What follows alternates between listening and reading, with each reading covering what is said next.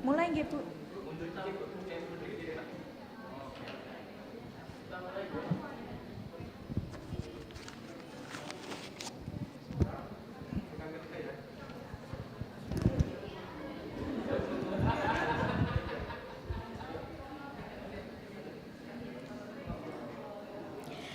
Ladies and gentlemen, may I have your attention, please?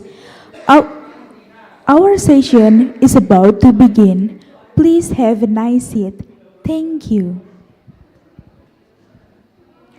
Good morning, ladies and gentlemen. Welcome to the second UNJAYA International Conference of Health Sciences by theme Bridging to the Future of Healthcare, Clinical, Research, Education, and Technology. I am Wahyu Rahmah, your host for the next 2 days.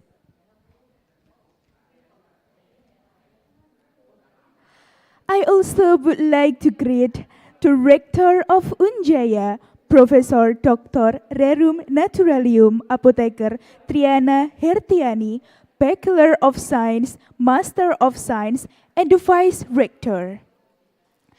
The Dean of Faculty of Health, Nurse Ida Nursanti, Bachelor of Nursing, Master of Public Health, and the Vice Dean. Our distinguished speaker, Mr. Patota Putra Tambunan, Bachelor of Technique from Head of Tibel Ecosystem Inovasi Kesehatan and lead Satu Sehat Indonesia. Also, I would like to inform you that Dr. Setiaji, who was the keynote speaker, was unable to join us today because he had to attend a meeting with the Minister of Health this morning.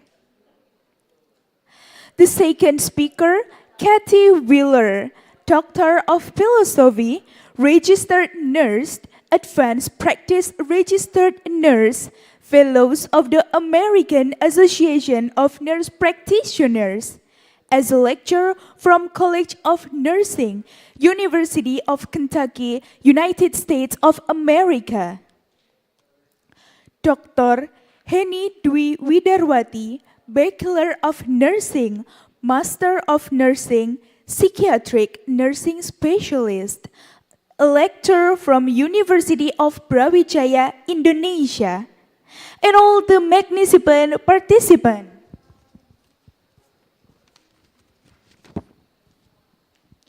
Ladies and gentlemen, this international conference is held in a collaboration with Nursing Department and Nursing Student Organization in Faculty of Health UNJAYA. Also with a sponsorship including Bank BJB, Bank BNI, PT Terabit, The Creative Indonesia, Astera Machine, PT Yakult, and UNJAYA Press. Ladies and gentlemen, before the international conference begins, I will convey some rules for all the participants in Zoom meeting. First, please open your camera and use the virtual background during this webinar session. Second, please turn off your microphone during this webinar session. Ladies and gentlemen, now please allow me to read the agenda of today. The first agenda is opening session. The second agenda is singing Indonesia Raya song and Mars Unjaya. The third agenda is welcoming speech. And the fourth agenda is webinar session that will be led by our moderator. Ladies and gentlemen, now we are in the opening session. The second agenda is singing Indonesia Raya song and Mars Unjaya. Please stand up straight.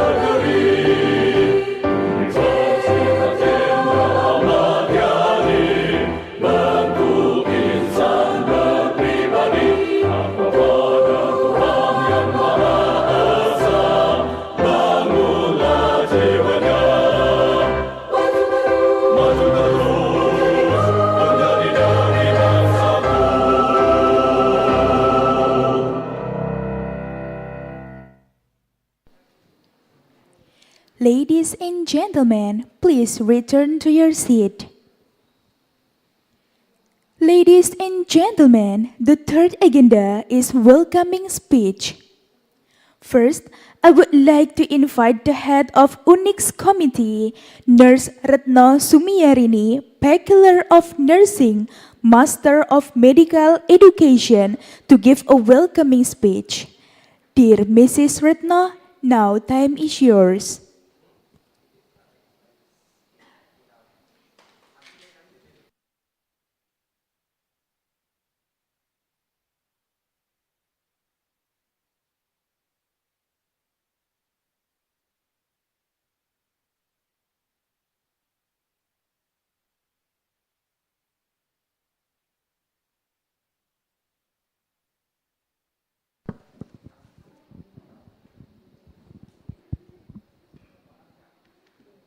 Oke, Bismillahirrahmanirrahim. Assalamualaikum warahmatullahi wabarakatuh.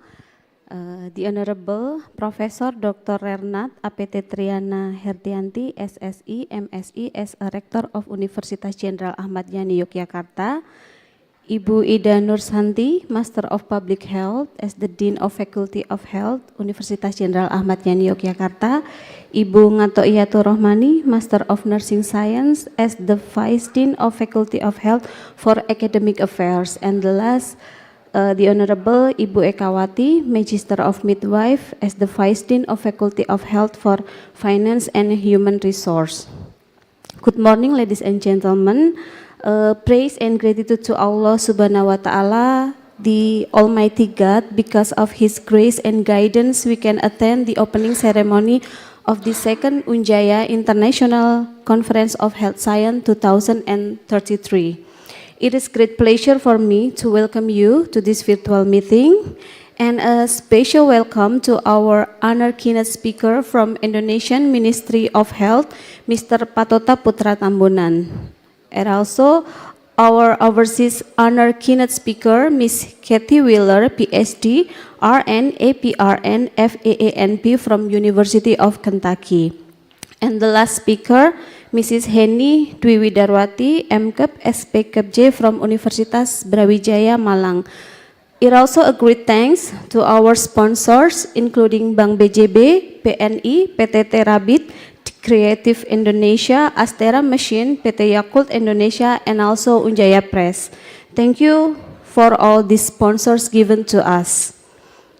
I am very glad to acknowledge on behalf of UNIX committee to our participants and also delegates who joining us today. Today, we have representatives from more than 20 education institutions in Indonesia. I would also like to warmly welcome our webinar participants as well as our beloved students who are with us today. The theme of this conference is Bridging to the Future of Healthcare Through Clinical Research, Education, and Technology. As we know, the current global health issues show us the crucial contribution of science, technology, and research in addressing the healthcare challenge brought by the COVID-19. The rapid change of health problems and progressively complicated health situation needs to be responded by the solid collaboration between education, research, and also technology. As our obligation, as a part of the healthcare crucial elements, we conduct the international conference. The conference aims to embrace the researcher, health staff, and health educator to share and learn more regarding to the technology and also the best practice in healthcare. Lessons learned from other countries such as United States, Thailand, and Eswatini will improve our knowledge and also broaden our knowledge in healthcare and education area, particularly the application of technology in clinical research and education area. The last, I hope the conference will give a lot of advantages as our contribution for strengthening healthcare delivery system through clinical research, education, and also technology. Thank you for the participation, and I hope all of the delegates and also participants enjoys the day's conference. Wassalamualaikum warahmatullahi wabarakatuh.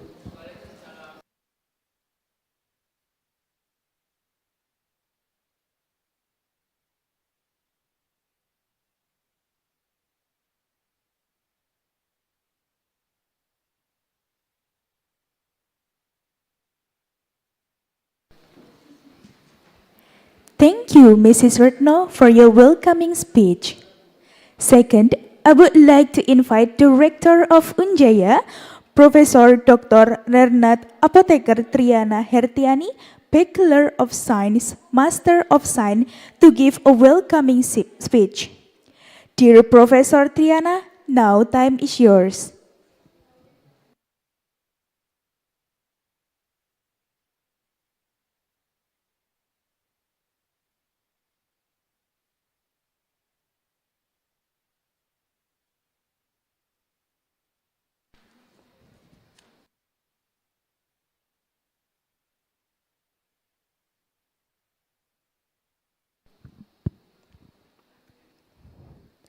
Assalamualaikum warahmatullahi wabarakatuh. Greetings from Universitas Jenderal Ahmad Yani, Yogyakarta, Indonesia. Ladies and gentlemen, distinguished guests and esteemed participants, a warm welcome to today's conference on Bridging to the Future of Healthcare, Clinical Research, Education and Technology. I'm thrilled to meet you through this exciting journey.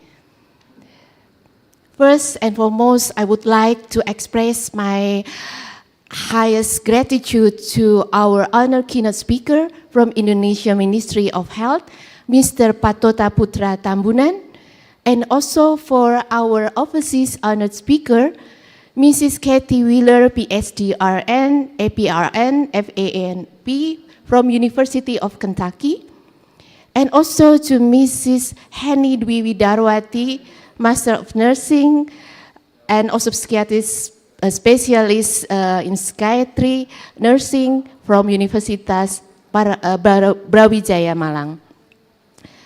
So thank you very much for our honorable speakers from sharing your expertise, sharing your experience and insight in this particular conference.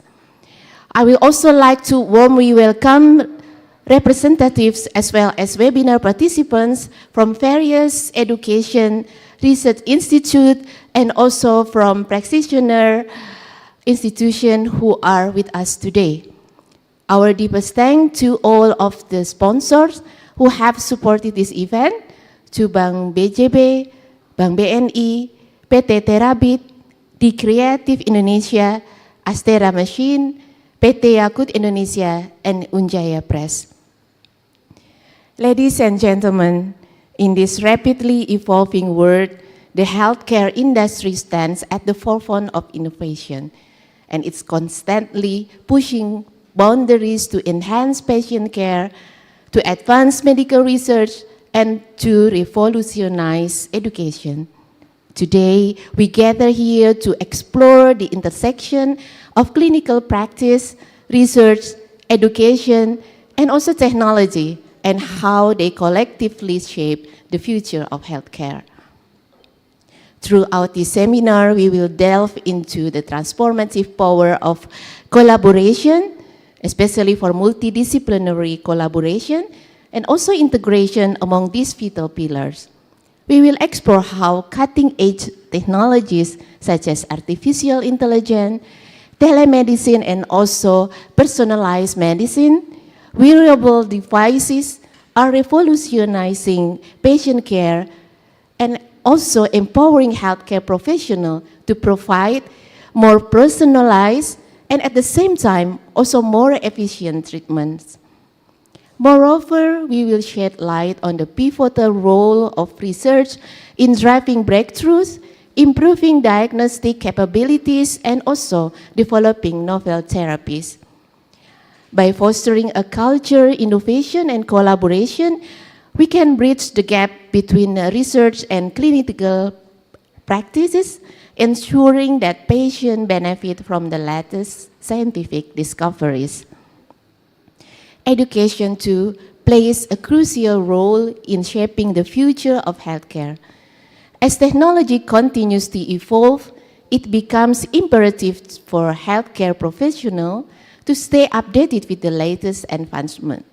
We will discuss how educational institutions can embrace innovative teaching methods such as online platforms, virtual simulation, and also optimizing the big data analysis to equip future generation of healthcare providers to become more adaptive and have a necessary skill to deliver exceptional care.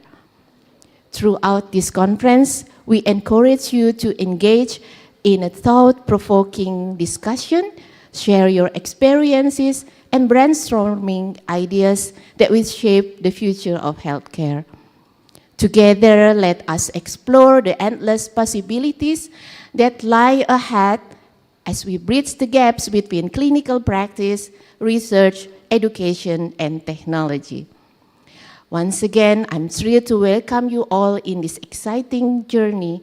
Let us embark on this conference armed with curiosity, enthusiasm, and a shared commitment to revolutionize the future of healthcare. And by saying Bismillahirrahmanirrahim, I officially open this conference.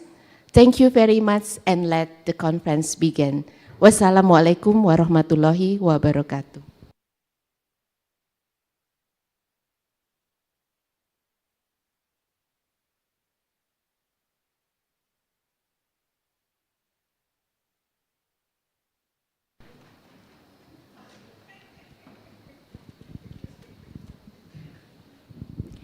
Thank you, Professor Triana, for your welcoming speech. Third, I would like to invite Nurse Miftafu Darussalam, Bachelor of Nursing, Master of Nursing, Medical Surgical Nursing Specialist, to guide prayer. Dear Mr. Darus, now time is yours.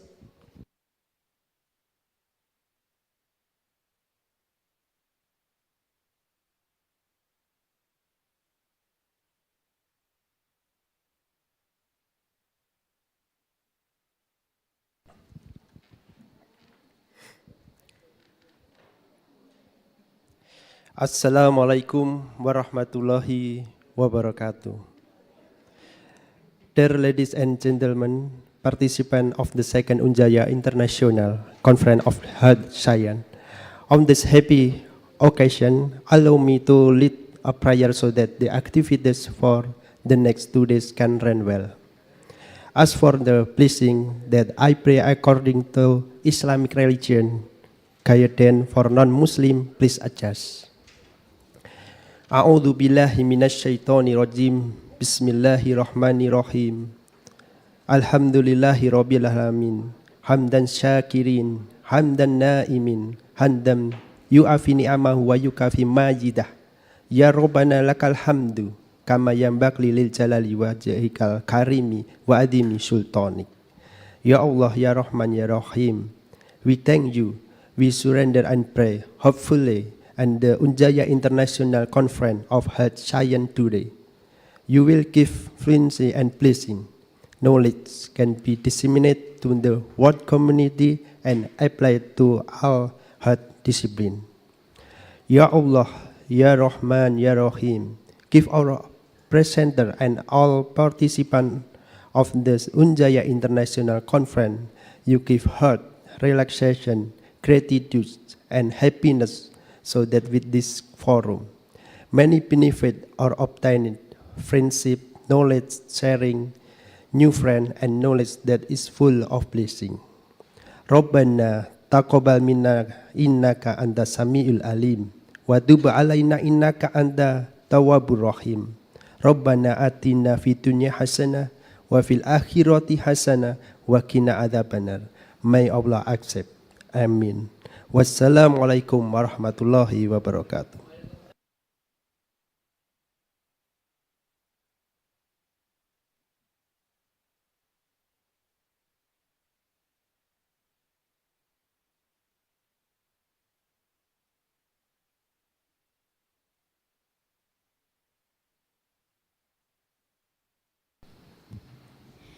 Thank you, Mr. Darus, for guide us pray. Fourth, I would like to invite all the participants in Zoom meeting to open your camera and please use the virtual background because we are in photo session right now. To the committee in charge, please guide and take the picture.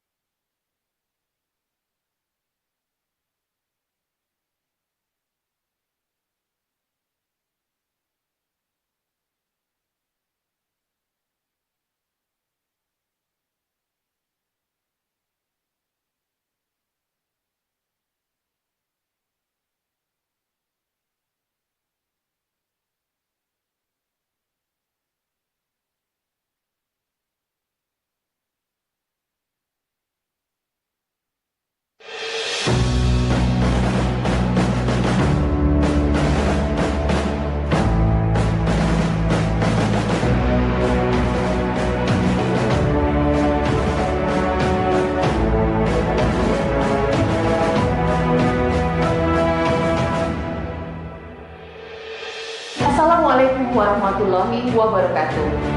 Universitas Jenderal Achmad Yani Yogyakarta merupakan lembaga pendidikan yang diselenggarakan oleh Yayasan Kartika Eka Paksi di bawah binaan TNI Angkatan Darat dengan visi menjadi universitas yang unggul dan terdepan di tingkat nasional serta mewarisi nilai-nilai perjuangan Jenderal Achmad Yani. Universitas Jenderal Achmad Yani Yogyakarta atau dikenal pula sebagai UNJAYA memiliki sasanti Aditya Mahatma Daksa yang bermakna senantiasa menghasilkan lulusan yang pandai, bijaksana, berjiwa besar, cakap dan ahli, serta UNJAYA berkomitmen mempersiapkan para Ahmad Yani muda yang nasionalis, patriotik, dan heroik.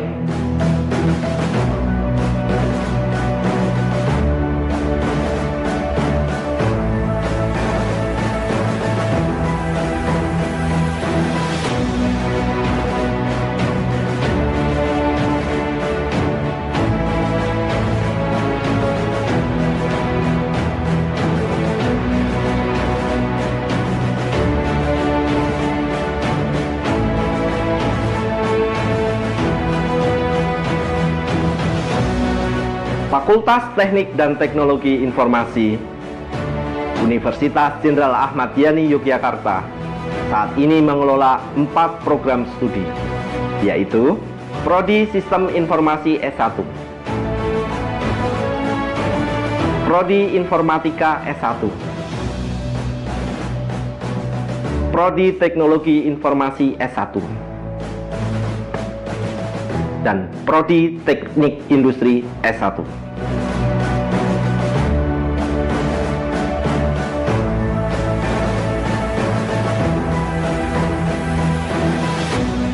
Fakultas Kesehatan Universitas Jenderal Achmad Yani Yogyakarta saat ini mengelola 8 program studi, yakni Prodi Pendidikan Profesional, Prodi Keperawatan S1, Prodi Kebidanan S1, Prodi Kebidanan D3, Prodi Pendidikan Profesi Bidan, Prodi Farmasi S1,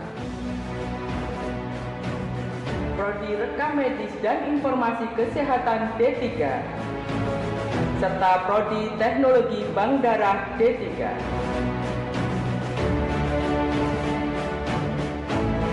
Fakultas Ekonomi dan Sosial Universitas Jenderal Achmad Yani Yogyakarta saat ini mengelola 4 program studi, yakni Prodi Manajemen S1,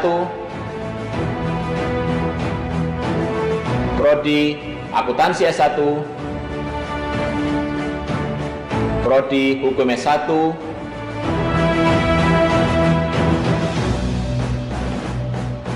dan Prodi Psikologi S1, yang kesemuanya diarahkan untuk menjawab tuntutan perkembangan ilmu dan teknologi di era ekonomi digital.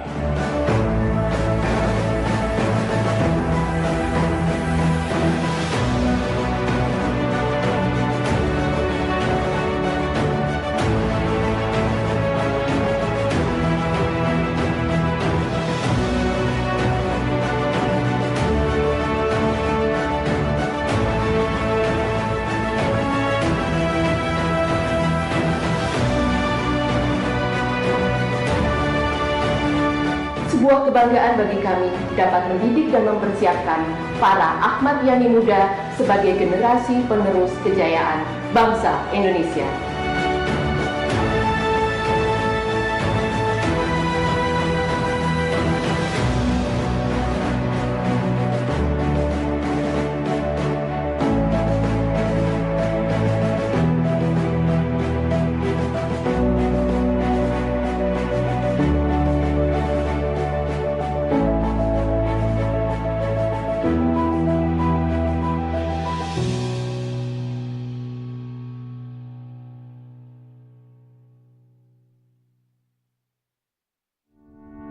Selamat datang di program studi keperawatan Fakultas Kesehatan Universitas Jenderal Achmad Yani Yogyakarta. Kampus Fakultas Kesehatan Universitas Jenderal Achmad Yani Yogyakarta sangat strategis, yang berada di 5,5 km sebelah barat dari Malioboro. Program studi sarjana keperawatan berdiri pada tahun 2006, sedangkan program pendidikan profesi nurse mulai dilaksanakan pada tahun 2011. Visi program studi keperawatan dan pendidikan profesi nurse Universitas Jenderal Ahmad Yani Yogyakarta yaitu menghasilkan lulusan yang unggul dan terdepan dalam bidang pelayanan kesehatan primer di tingkat nasional serta mewarisi nilai-nilai kejuangan Jenderal Ahmad Yani. Visi ini dijabarkan dalam 6 misi yang meliputi aspek pendidikan, penelitian, pengabdian kepada masyarakat, kerjasama, perwujudan good university governance, dan internalisasi nilai-nilai kejuangan Jenderal Ahmad Yani.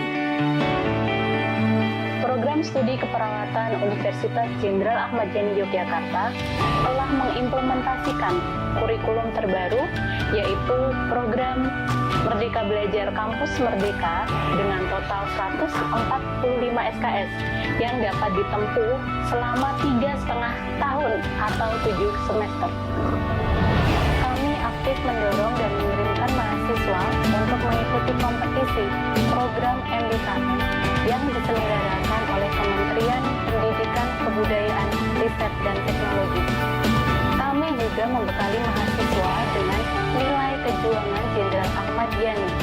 Kami berharap lulusan perawat Universitas Jenderal Ahmad Yani Yogyakarta memiliki soft skill dan hard skill yang unggul dan terdepan dalam bidang pelayanan kesehatan primer.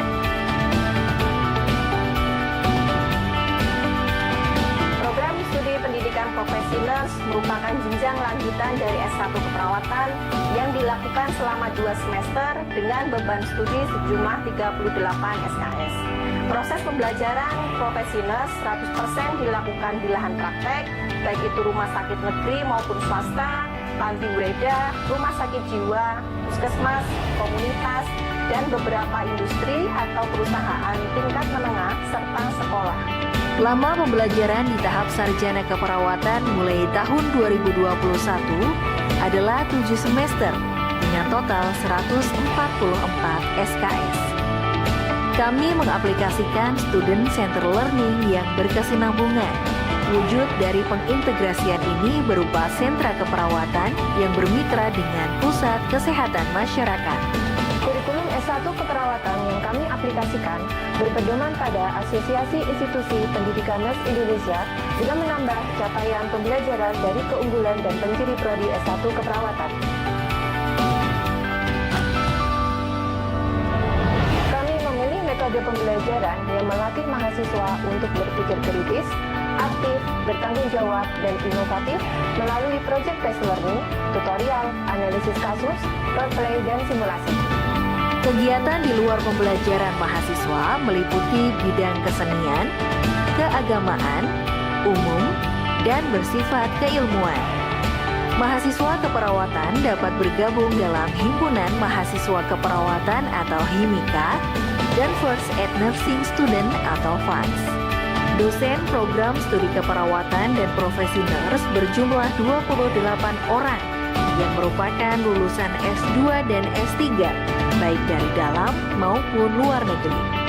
Seluruh dosen telah memiliki standar kualitas baik dan tersertifikasi.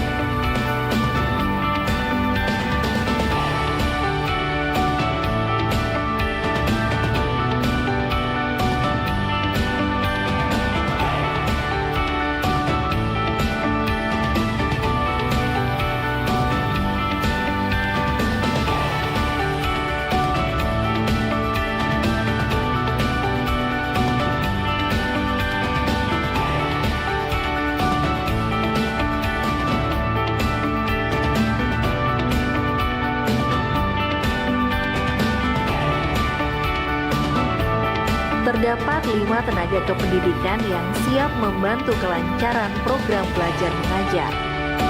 Tenaga kependidikan telah dibekali kompetensi yang sesuai di bidang masing-masing. Untuk mendukung keunggulan program studi, calon lulusan NES akan dibekali beberapa pelatihan pendukung, seperti pelatihan Perkes dan K3, pelatihan PTCLS, dan pelatihan EKG, yang akan mendukung kompetensi lulusan untuk menekuni dunia kerja nantinya. Saat ini, lulusan profesi nurse sudah banyak yang bekerja sebagai paramedik perusahaan, serta perawat di berbagai instansi pelayanan kesehatan. Laboratorium keperawatan memiliki peralatan yang lengkap untuk menunjang ketercapaian dari kompetensi-kompetensi perawat dan nurse. Ruang laboratorium terdiri atas Departemen Keperawatan Anak dan Maternitas,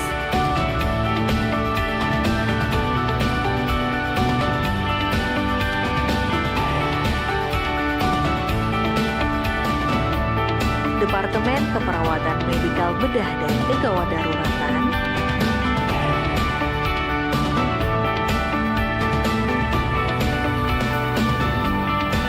Departemen Keperawatan Jiwa, Keluarga Gerontik dan Komunitas, Departemen Keperawatan Dasar dan Manajemen.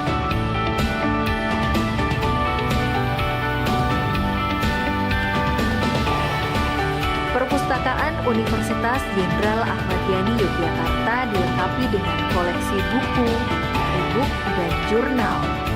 Selain itu, perpustakaan ini juga berbasis e-library.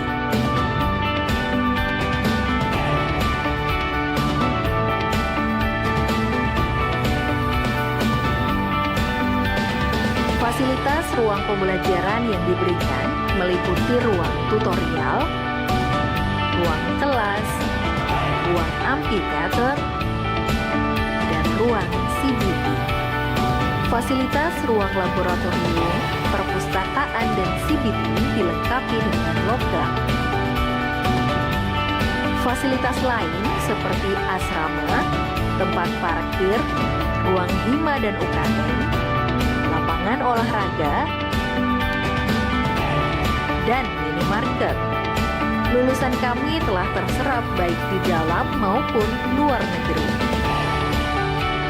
Saya Nanang Kurniawan, mahasiswa S1 Ilmu Keperawatan Universitas Jenderal Ahmad Yani, Yogyakarta. Selama menempuh pendidikan di sini, saya mendapatkan banyak sekali kesempatan untuk mengembangkan diri saya. Salah satunya di tahun 2021 ini, alhamdulillah, saya lolos menjadi mahasiswa kampus mengajar yang diselenggarakan oleh Direktorat Pendidikan Perguruan Tinggi Kementerian Pendidikan, Kebudayaan, Riset, dan Teknologi. Selama kurang lebih 3 bulan, saya berusaha menerapkan apa yang sudah saya dapatkan untuk membantu pembangunan pendidikan dan kesehatan masyarakat Indonesia. Bismillahirrahmanirrahim. Assalamualaikum warahmatullahi wabarakatuh. Sobat UNJAYA dimanapun Anda berada. Perkenalkan, nama saya Walidi, saya alumni Profesi Nurse Angkatan 2018. Saat ini saya sedang bekerja di PT Buma Jogja ITS sebagai HSE. Saya sangat bangga sekali pernah belajar di alumni Ahmad Yani Muda, karena di Ahmad Yani lah mempunyai program unggulan yaitu bidang keselamatan dan kesehatan kerja di dunia industri kerja maupun pertambangan. Saya berpesan kepada adik-adik semuanya, biarlah belajar capai cita-cita setinggi mungkin. Saya tunggu di Provinsi Kalimantan di dunia kerja Jenderal Batubara. Ahmad Yani Muda bisa, harus bisa, pasti bisa. Wabillahi taufiq wal hidayah. Wassalamualaikum warahmatullahi wabarakatuh. Ahmad Yani Muda mengabdi untuk negeri, mengabdi untuk negeri.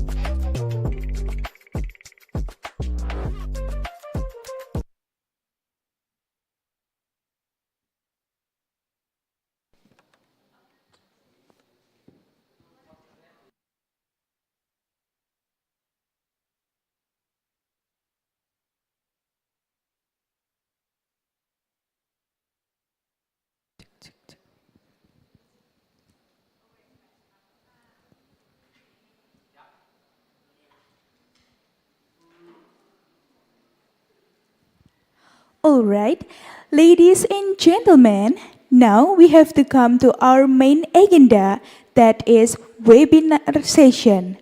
All presentation and discussion will be moderated by our moderator, Nurse Dewi Utari, Bachelor of Nursing, Master of Nursing Science. Now, please allow me to read her short bio.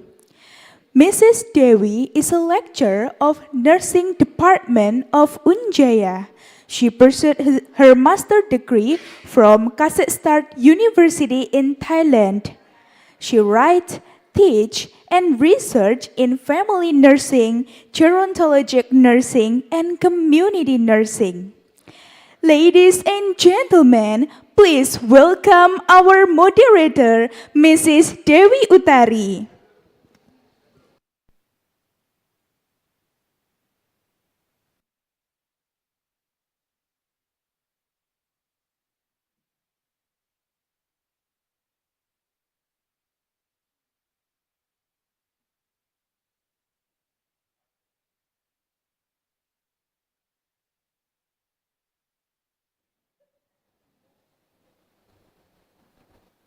Good morning, ladies and gentlemen. Assalamualaikum warahmatullahi wabarakatuh. I am Dewi Utari, and it's such a pleasure to welcome you here to the first day of the second UNJAYA International Conference of Health Sciences. We know that healthcare is a very crucial issue that influenced by many aspects, and we have to continue to improve the quality of healthcare through the clinical care, education, research, and technology. New issues make this a challenge. How should we respond? What should we do? And what we have done? That is why we are discussing here this morning to get better understanding and closer look at this matter. So, as stated in the agenda, we will have three incredible speakers here today. And for the first, we will have the honor of hearing the platform of Satu Sehat that will be delivered by Mr. Patota Putra Tambuan. In the second session, we will hear some thoughts on the application of technology to the family nursing care and education that will be shared by Ms. Kathy Wheeler. After that, we will have Dr. Yani Dwi Widarwati, who will be explained regarding mental health and psychosocial support. At the end of each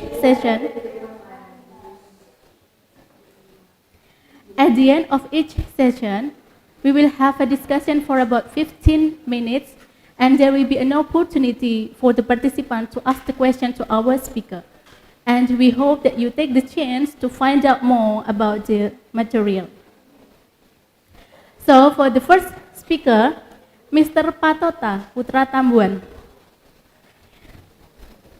Yeah, he has been a manager in the several projects based on the technology and ecosystems.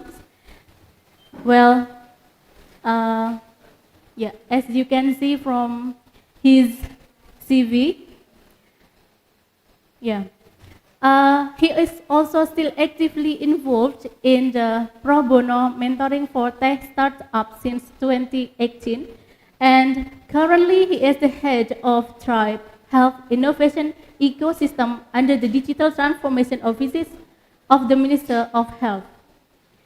And one of his responsibilities is to ensure the integration of about 60,000 healthcare facilities across Indonesia, including hospital, community health center, laboratories, private clinics, and pharmacies, into one's health information exchange platform, which is called Satu Sehat. So, ladies and gentlemen, without further ado, now allow me to welcome Mr. Tambuan to present the material of platform Satu Sehat for about 45 minutes. Good morning, Mr. Tambuan. Hello, morning all. How you all doing? Yeah, so the time is yours. Yeah, okay. Thank you, and good morning, ladies and gentlemen, and all esteemed speakers that I cannot address one by one. It is an honor for us to be here, and me representing Digital Transformation Office, and Mr. Setiaji as our Chief of DTO set his records as he is in the flight at the moment. So I will be joining these sessions to bring you the update of Satu Sehat during this session. So yeah, so I will share screen if I may. and talk a bit about Satu Sehat. Can you guys hear my sound clearly? I hope yes, yeah.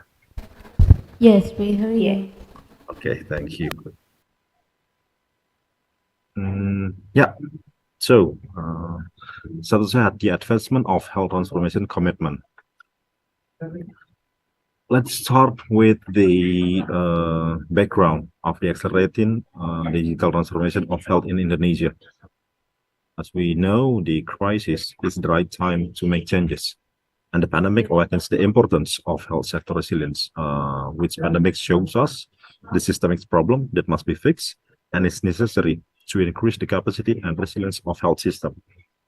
And it will be helped by the technology. And the second one, the health system in Indonesia is ready to transform, which digital technology is widely available and the public is more open to change. So not only from the healthcare facilities, but also from the people. People is ready to make change and they are open to accept the changes and they are also open to accept the technology to get the healthcare services in their life. And the pandemic encourages the acceleration of the implementation of digital transformation to be carried out immediately, as we are forced to do all our work remotely using technology. So we do our groceries online, we do our meetings online. So for the healthcare services as well, we need to embrace the digital technology to help us in the healthcare services. And the third one, collaboration is needed towards health in Indonesia. As we know, the Ministry of Health cannot handle it alone. During the pandemic, we cooperate with all sectors, from the military, from the police, from the local government, from the private sectors, universities, academicians, NGOs, etc., etc. We get help from all sectors towards the health in Indonesia. And the Ministry of Health must build a platform to connect various data and system in health ecosystem in single unit. So we have single source of truth, we have single reference, so we can have a same understanding, we have the same vision, we have the same view about what condition of health in Indonesia. And the digital transformation acceleration becomes one agenda of national priority and importance after the COVID-19 pandemic. And here I can show you as well the urgency of health data integrations to improve service efficiency. During 2021, we had 233 million patient visits, which means almost 1-to-1 with the population of Indonesia, which means at least one person visit healthcare facilities once in Indonesia. So we have 233 million visits, and most of it still, the data of it still scattered. It's still in the hospital, it's still in the puskesmas, it's still in the laboratory, it's still in the clinic, it's still in the private practices. It's not collected, it's not being analyzed, it's not being utilized efficiently to get the health outcome that we visioning. And proliferation of information system in healthcare facilities, there are about 60 to 70 healthcare information system in a single healthcare facilities, like puskesmas, community health centers.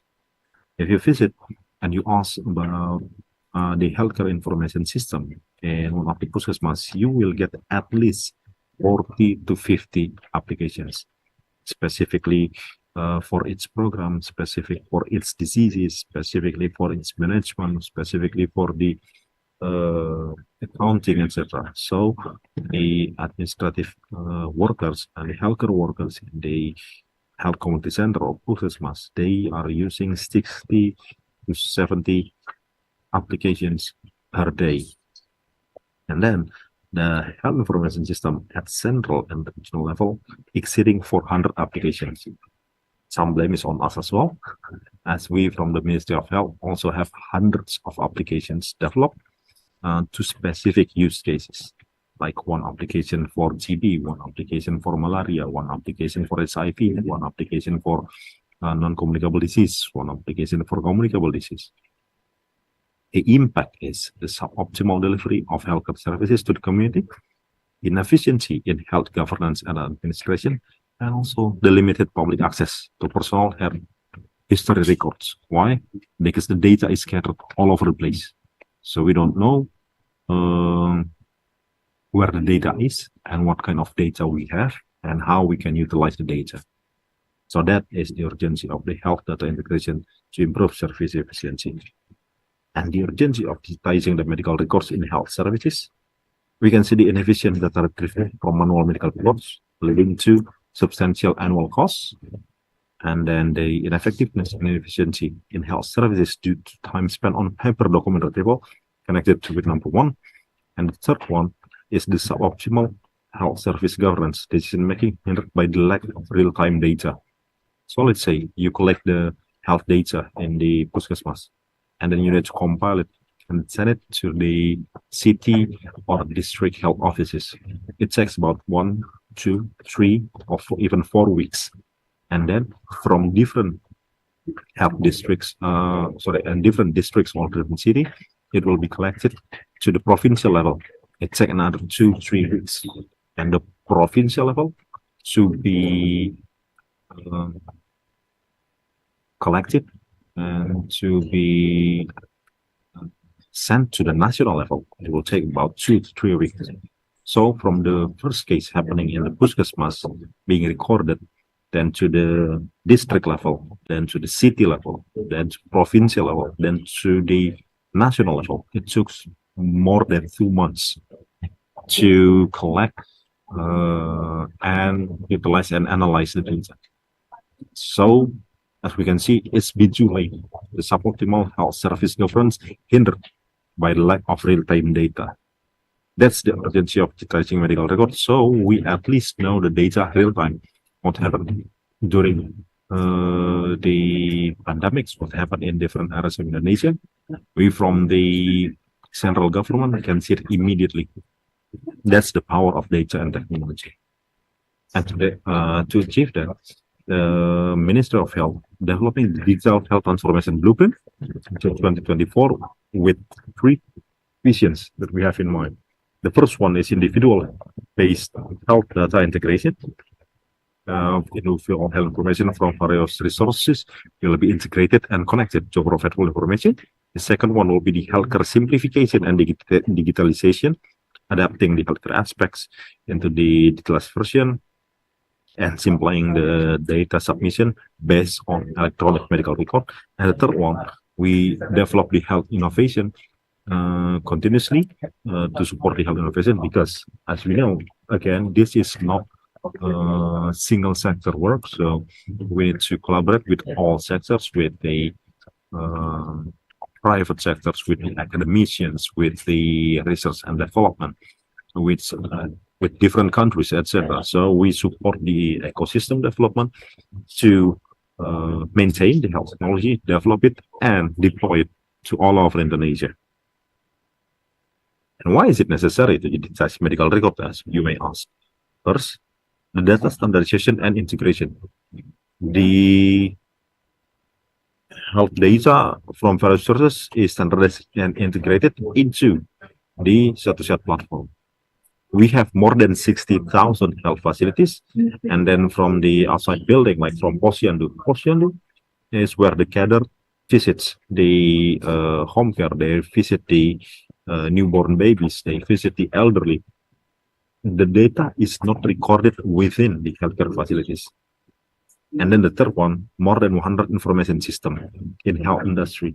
We have health tech startups, we have digital applications from other ministries, from other corporates. We need to standardize the data so we can interoperable all the data into Satu platform. To get there, on number 2, we developed the data exchange protocol. Health data exchange with API-based HL7 file standard, with all kind of ecosystem can get the interoperability within the same standard using the SL7 file standard. And then we will simplify the applications. As I mentioned before, we have more than 50 to 60 applications to be managed by the healthcare facilities. And from the central level, we have more than 400 applications. We would like to simplify that. So in the future, we hope that all of the screening, all of the data recording can be collected from one single application.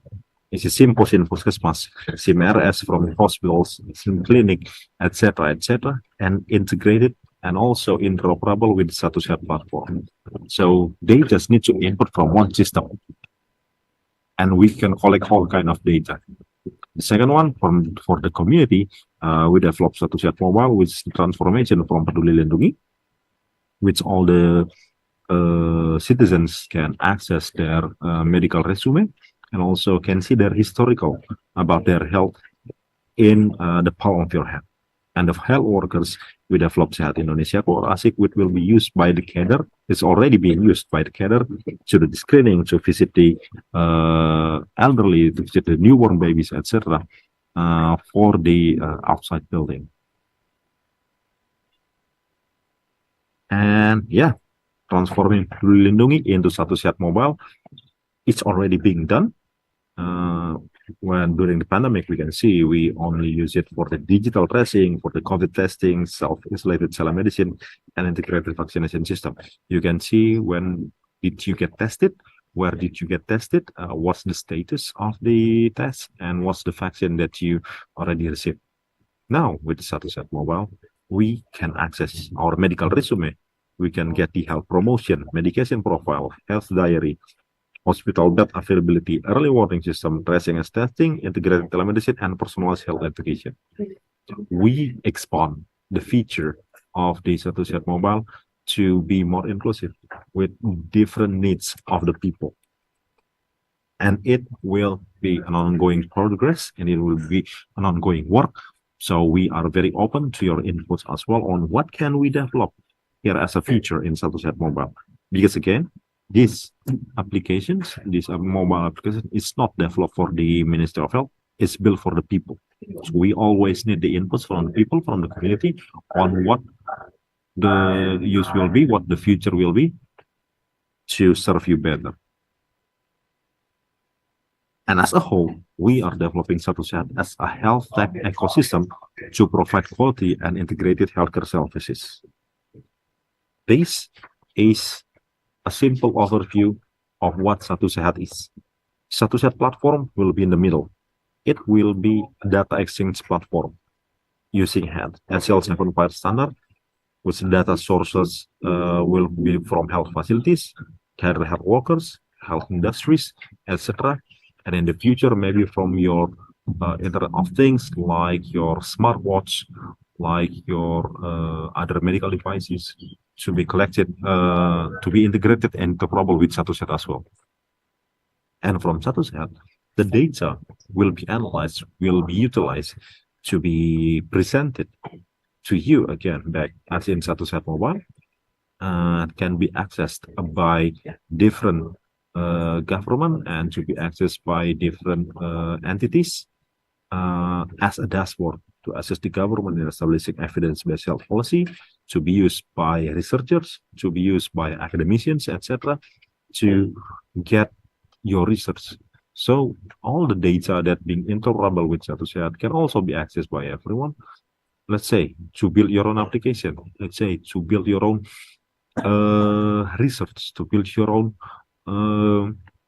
solutions to tackle the health problem in Indonesia. So, yep, the Satu Sehat data will be open for everyone. There will be a private and public dashboard that can be utilized.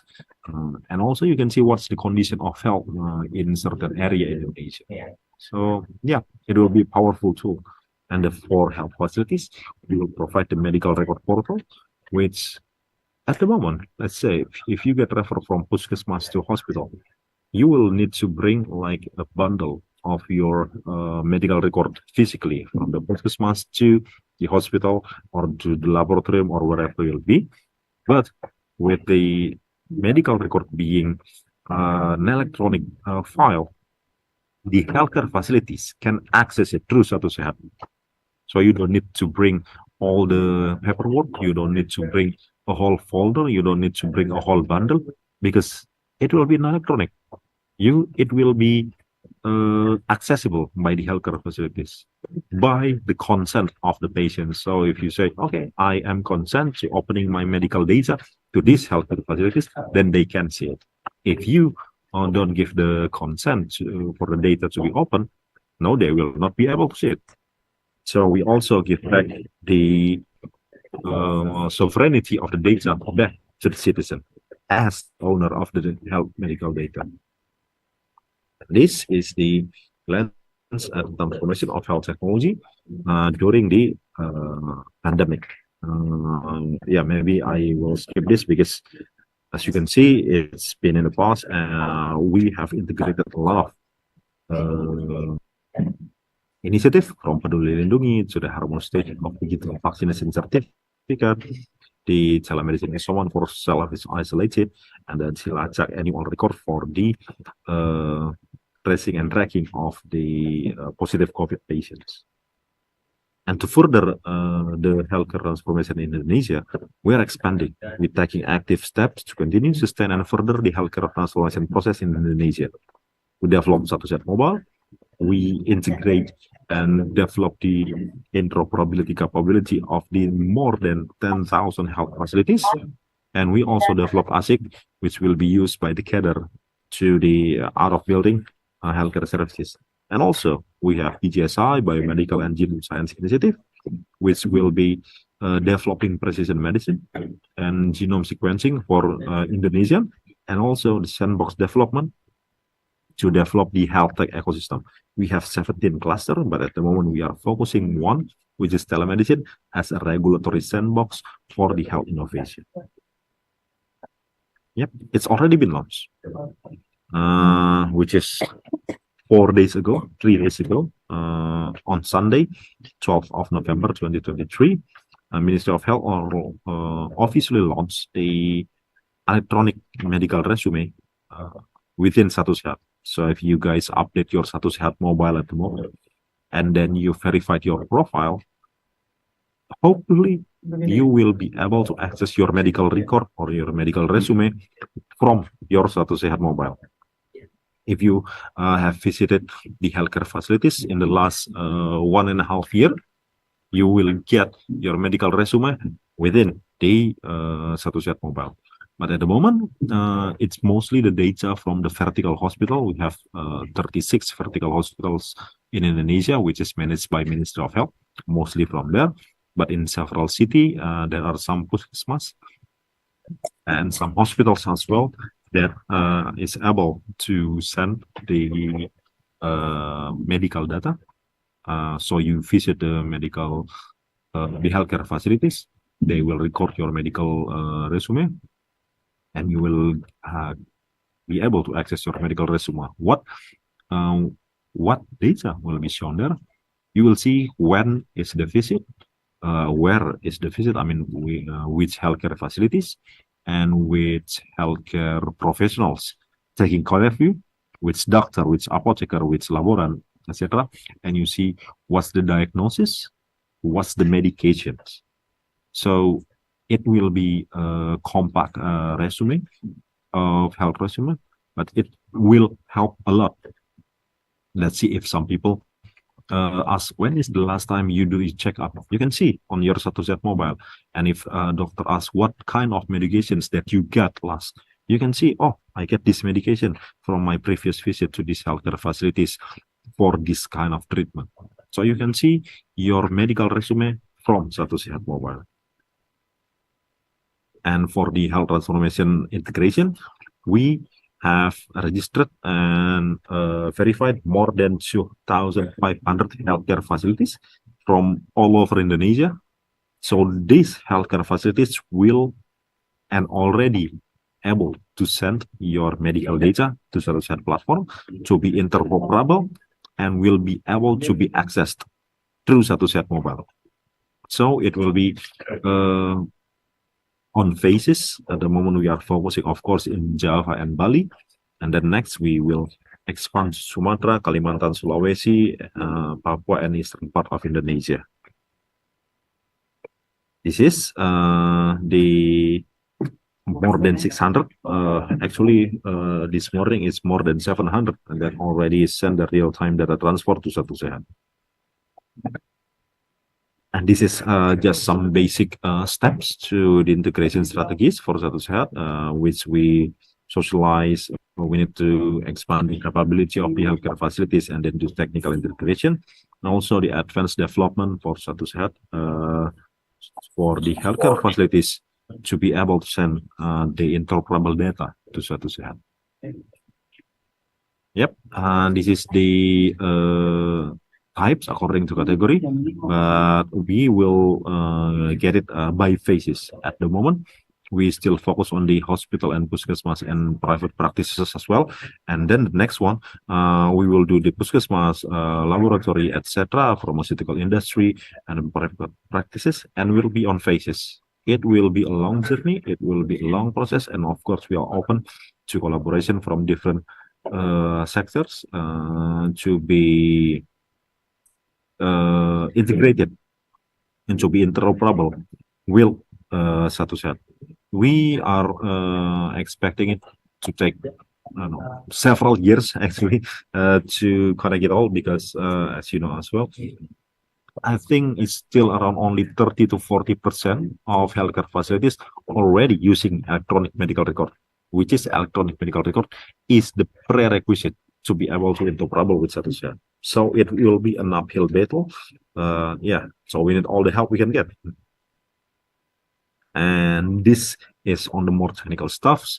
At the moment, we already developed 6 cluster resources for the outpatients, and then we will develop the hospitalization inpatient for the maternal and neonatal, and for the emergency room, for the referral and control module, and then from different diseases as well, for the TB, for the ilisari, and then of course for the primary care, we also for the immunization, nutrition, growth development, etc. You can see it by yourself, and we also have all the documentations for your technical people that would like to integrate and try to interoperable your data with Satu Sehat. We will share this slide, so you don't need to worry, and we also share the documentation, so you would like to see more of the technical stuff. As from the regulations, we have several regulations as the basis for the integration of Satu Sehat, and the main one is of course the update from Ministry Regulation number 24 of 2022 on medical records, which point number 1, healthcare facilities must implement electronic medical record, including telemedicine. Second one, EMR must be integrated with Satu Sehat platform. Then the interoperability standard must follow standard regulated by the MOH, by the Ministry of Health, which is HL7 Fire Standard. The access to MR by the Ministry of Health for intervention and policy making, and patient and family have the access to the electronic medical record after any medical treatment. So this will be the standard. This will be the basis of regulations for developing Satu Sehat for us to get the medical data from healthcare facilities to be sent to Satu Sehat and to be accessed by the patients within the Satu Sehat mobile. Some questions arise about the security. So we already achieved the ISO 27001 and ISO 27799 certification for Satu Sehat platform, specifically to get international recognition for all Satu Sehat ecosystem. The procedure shows how dedicated Satu Sehat is to maintaining information security in healthcare industry and guarantees that security guidelines are strictly adhered to. So yeah, I think that's from me at the moment. As I mentioned over and over again, collaboration holds a strategic role in enhancing the healthcare operation in Indonesia, and Ministry of Health welcomes all collaborative opportunities in transformation. Together, we can strategically build stronger and healthier Indonesia. That's from me for the moment. My name is Patoto Tamunan, and yeah, let's continue with the discussion. Thank you. I give it back to the moderator. Well, thank you for Mr.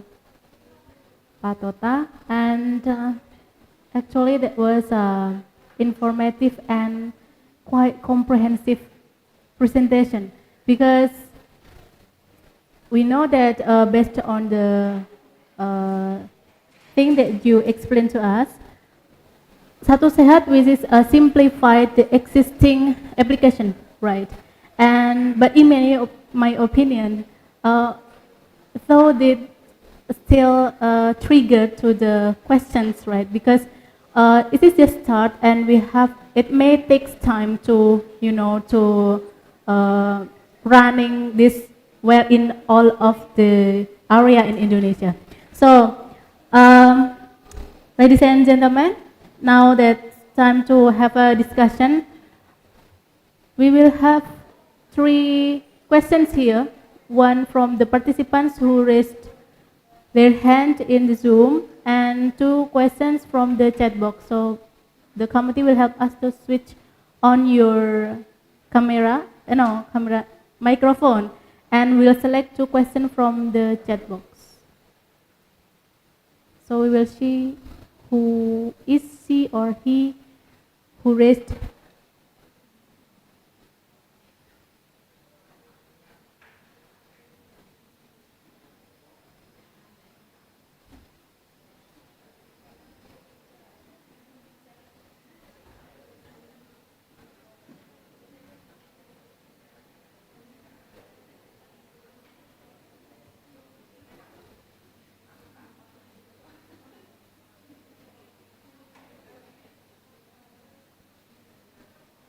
In the Zoom meeting, is there any participants who raised their hands?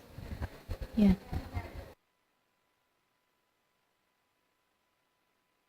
For the first questions?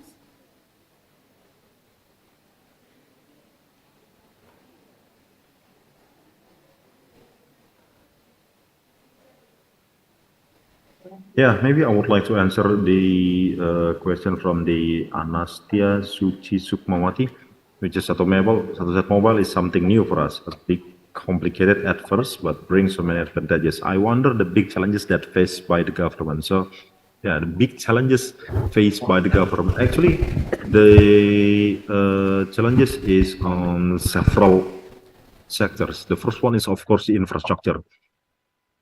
Not all healthcare facilities in Indonesia already have the infrastructure to implement it.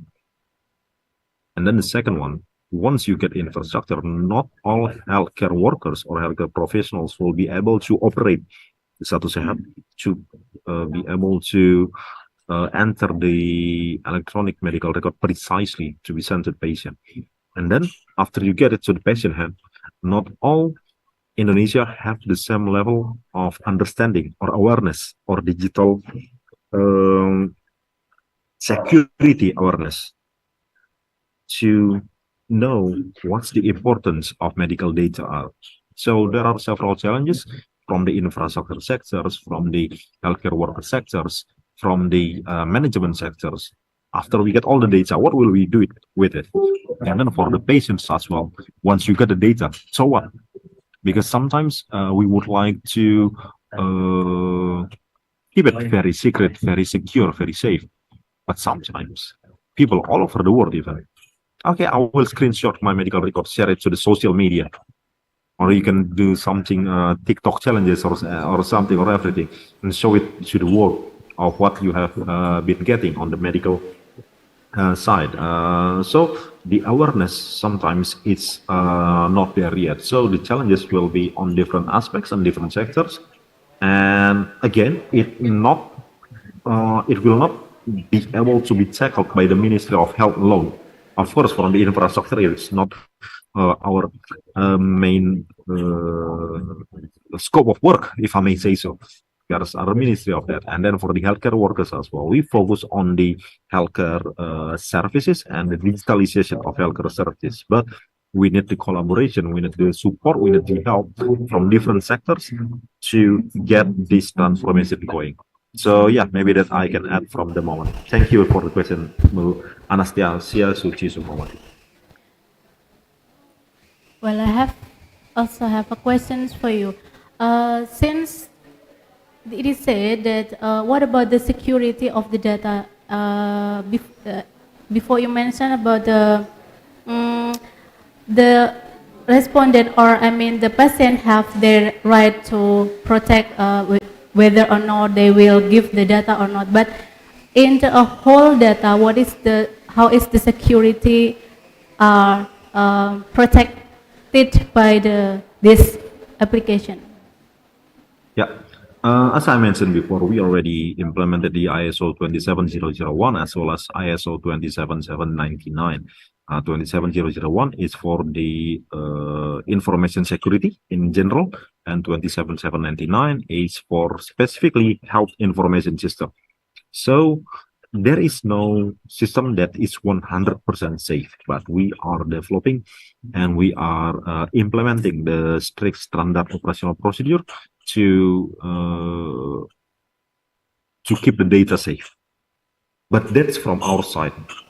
There will be some point of contact from the hospital side, from the healthcare community center side, from the healthcare worker side. So at the moment, we are also working with the national cyber and crypto agency, the BSSN, to develop the standard for healthcare facilities for the information system security.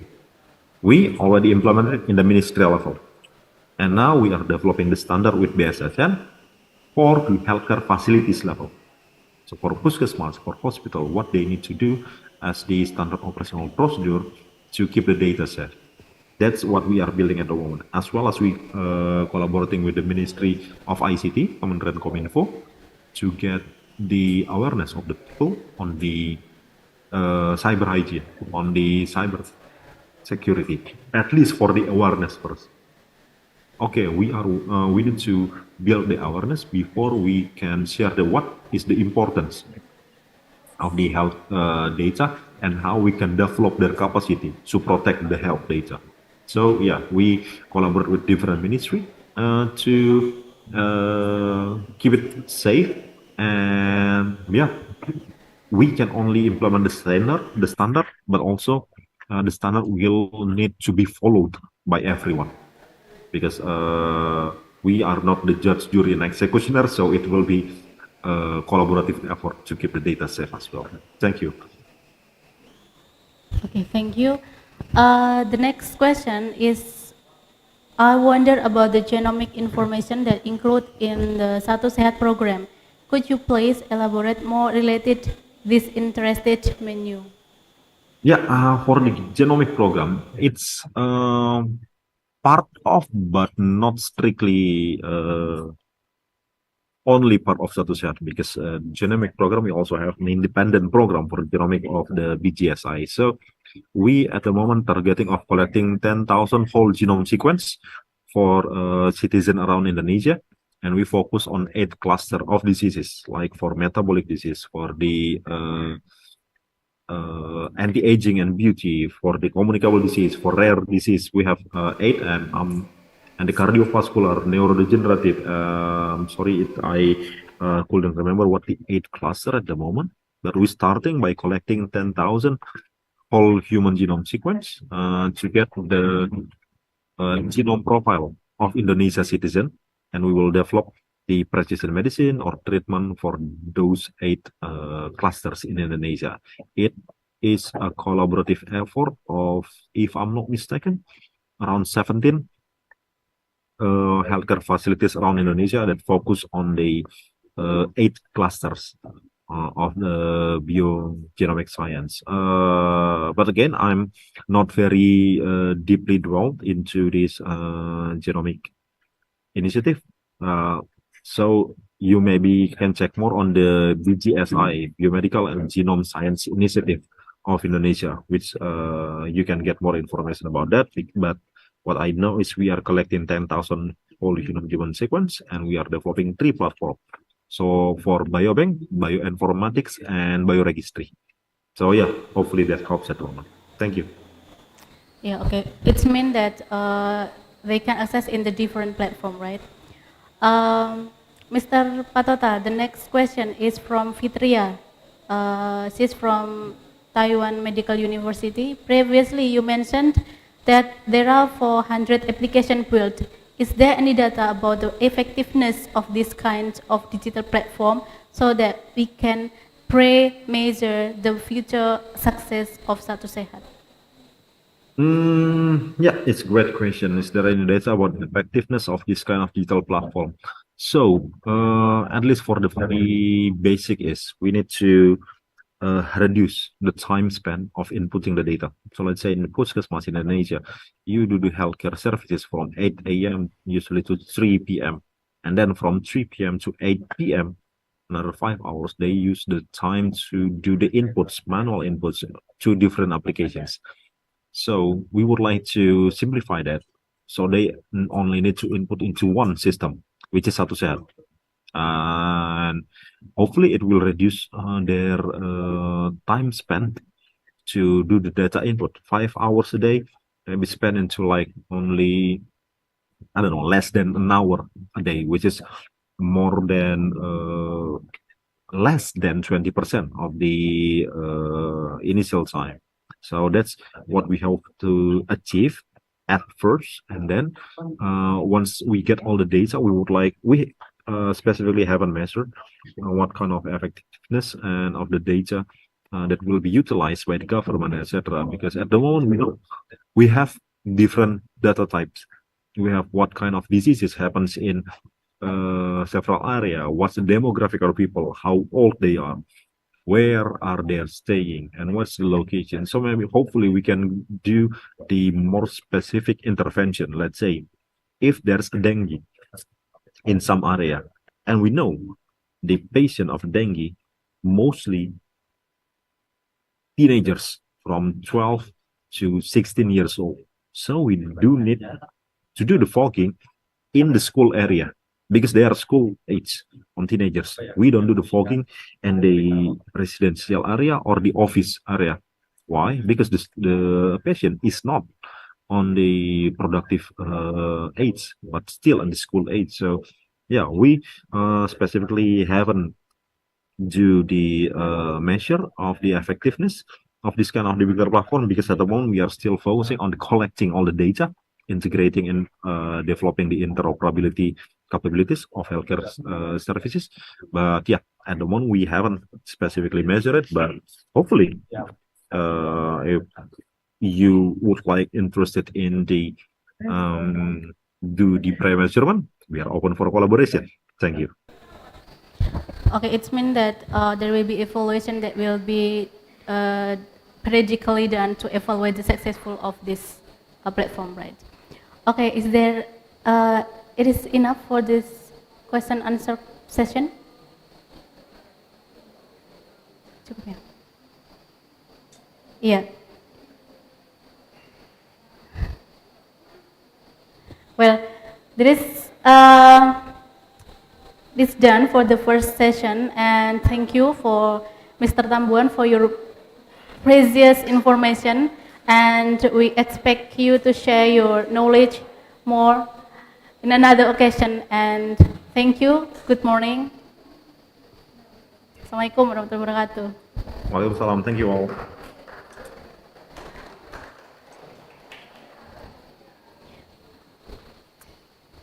Now we are moved to the second session that will be presented by Kathy Wheeler.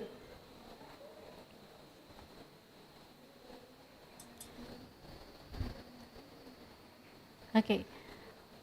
Yeah. Miss Kathy Wheeler,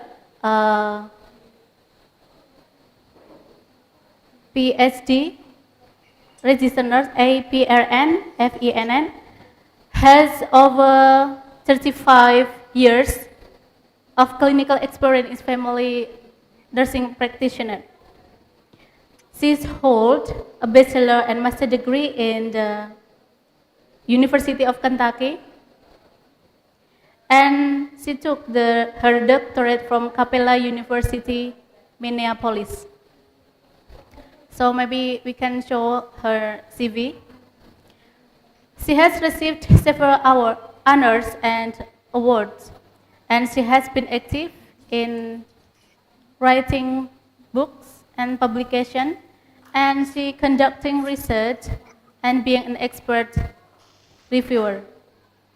This is her CV: education, academic professional experience, clinical professional experience.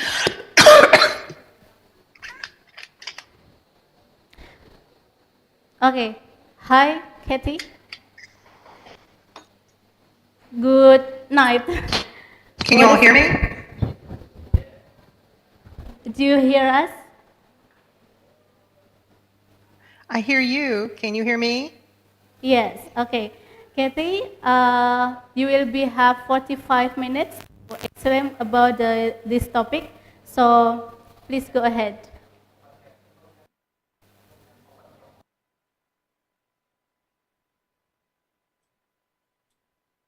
Kathy, please open your camera.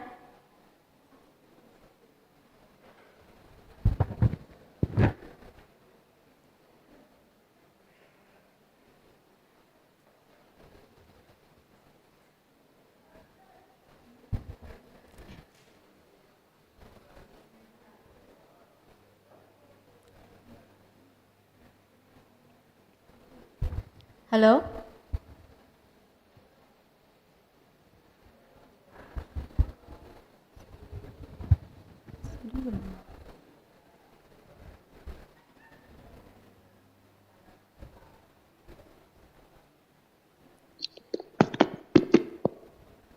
So we wait for Kathy for ready present her topic here.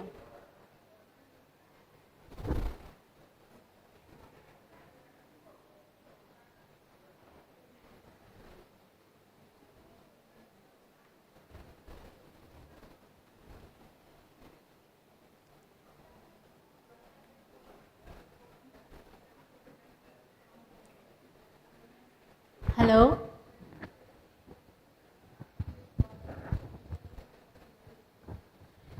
Well, it seems that she's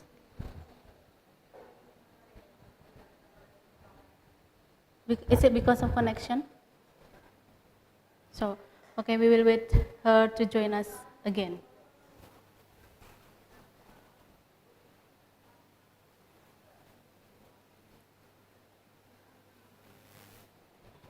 Yeah, maybe we can show her CV. Is that okay?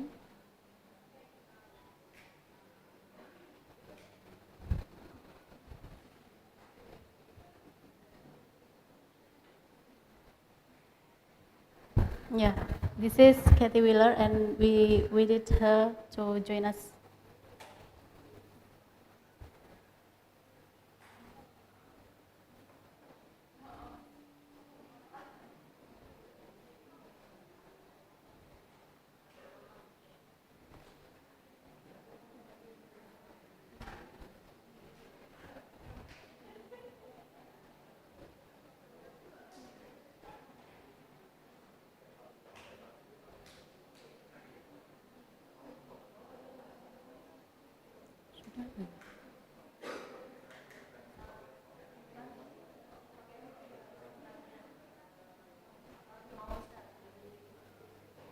Share.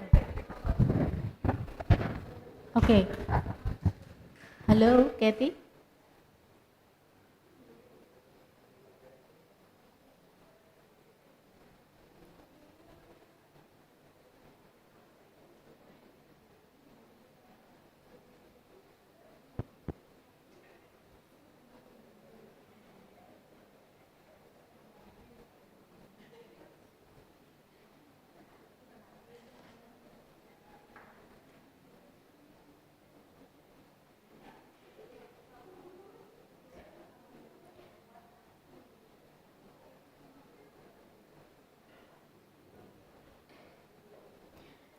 Well, Kathy will share her presentation by herself.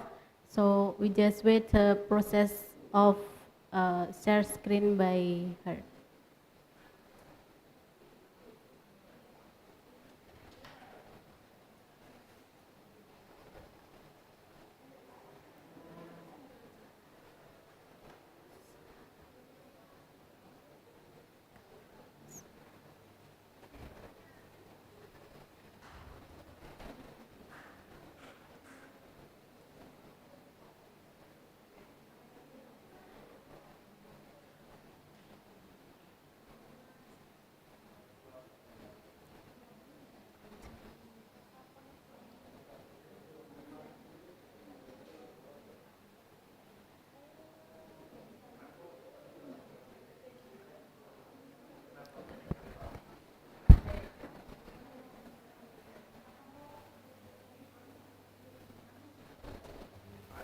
bisa.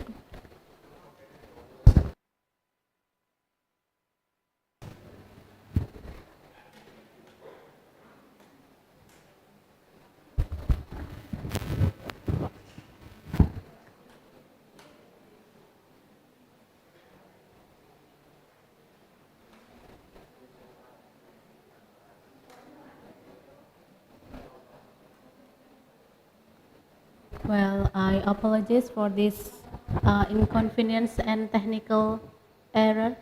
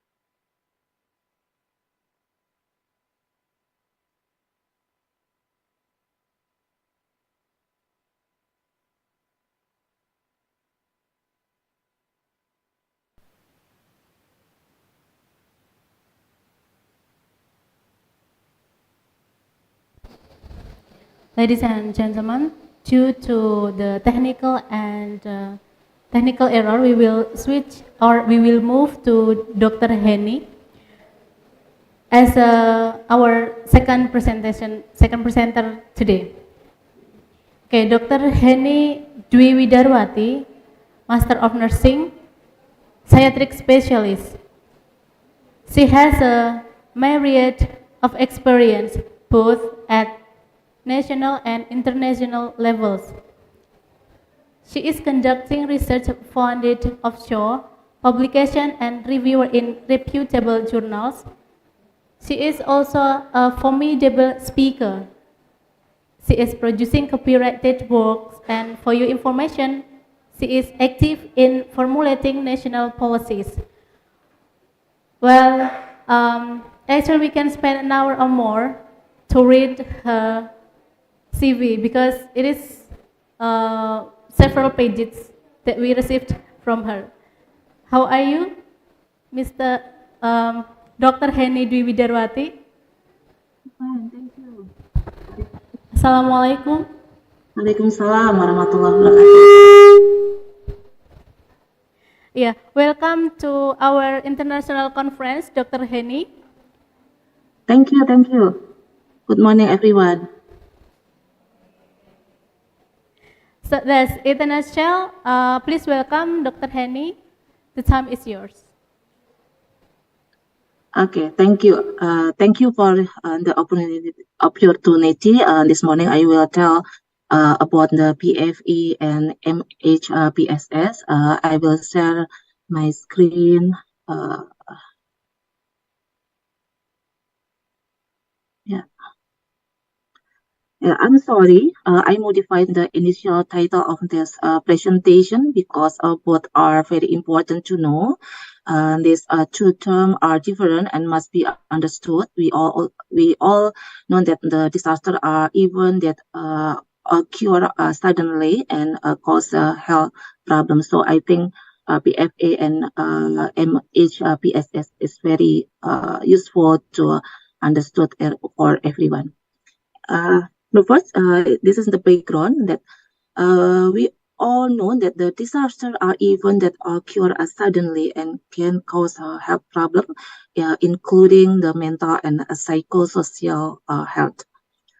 Disaster is an event or series of events that threaten and disrupt people's life and livelihood causes by natural and then non-natural and social causes. Disaster can also causes physical and psychological and then social and environment problem.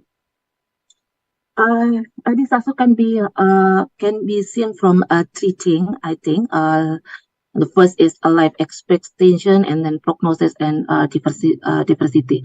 There are four underlying dimensions, and the first is opinion and need regarding management support, and the second and general requirement regarding e-health usage, and then the third is general requirement regarding the implementation of e-health, and the last is cost and budget cut in care. In our opinion and need regarding self-management support, I think there are a lot of activity like information track management support, and then symptom management support, support for management of psychological consequence lifestyle, and then social support and communication. In general requirement regarding e-health usage, we focus in usability, reliability of technology, trust and internet, and unable to use the internet. In the third general requirement regarding the implementation of e-health, we focus in e-health support care. Using e-health should be a choice of the patient, and explicit instruction should be given. And the last issue about the cost and budget cut in care, we know that current cost in care, cost of health and budget cut in care is very something that we can discuss in this morning. Yeah. So a disaster is a crisis situation that must be handled by health workers, especially mental health nurses, by providing PFE and MHPSS. Mental health support and psychosocial support must be provided at the pre-crisis and then crisis and post-crisis state. We also can be provided for mental health and psychosocial support during disaster, including the social support and then stay informed, avoid overload information, and then stay connected, know your limit, and take time for yourself, and then maintain a healthy lifestyle, seek a professional help, and adhere to treatment.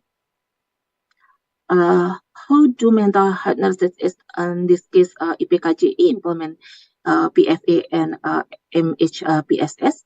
We do this starting from the pre, during, and post-disaster state. And in pre, I'm sorry. In pre-disaster, we have 5 activities. The first is proposing mutual policy to government, including the involved in preparation of national MHPSS guideline, and then propose additional policy to government, like a cross-organization authority. And the second activity, we provide internal professional organization to build policy and guideline, like provide an internal professional organization policy and guideline, and then the authority of nurses in MHPSS, SPO, and of MHPSS activity, and then training policy for nurses in health services, and then nursing referral system to psychiatric nursing specialists across the professional and sector coordination and collaboration system. We also make the MHPSS guideline for natural and then man-made disaster and social. And we also build the MHPSS training curriculum for nurses. So we provide the curriculum, module, training tool, and then standard MHPSS tool, instrument for nurses, and tele nursing. The third activity in pre-disaster, we improving the capacity of nursing human resources. So we are providing MHPSS training for nurses for all level of services and education, and then we give a certificate system to ensure the competency of nursing human resources. And the fourth activity is increasing community, especially family capacity and accessibility. So we give the training for lay people, and then providing information about the stress management for the community, and then we also providing information about the workflow of MHPSS, and then we also providing contact detail, especially related to a crisis for vulnerable group. And the last activity is strengthening to evidence based. So we also evaluate guideline based on ABP. Secondly, we also prepare the family to remain mentally healthy. This is the activity. The first is build road, like make a schedule rule of behavior from an consistent rule, and then we also familiarize problem solving from an early age. So we teach problem solving, encourage alternative problem solving, and then also teach building relationship, like to train how to assertive, and then managing emotion and talk, constructing open communication, how to using technology and interaction appropriately.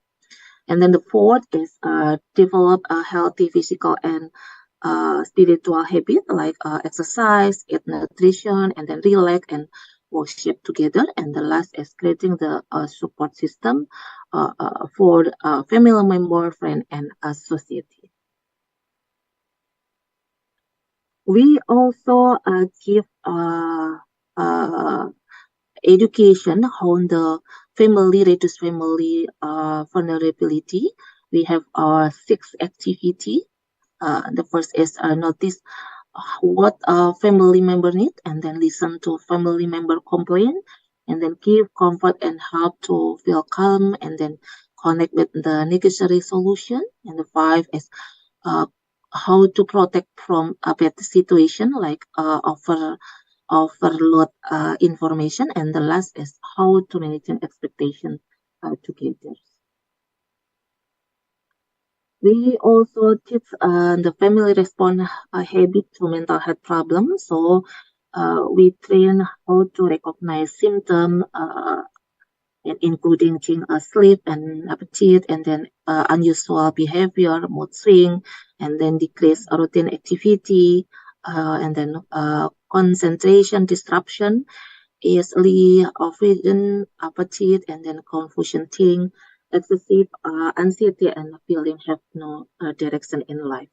We also give support to making independent effort, and then support our family member to overcome the stress. We also give information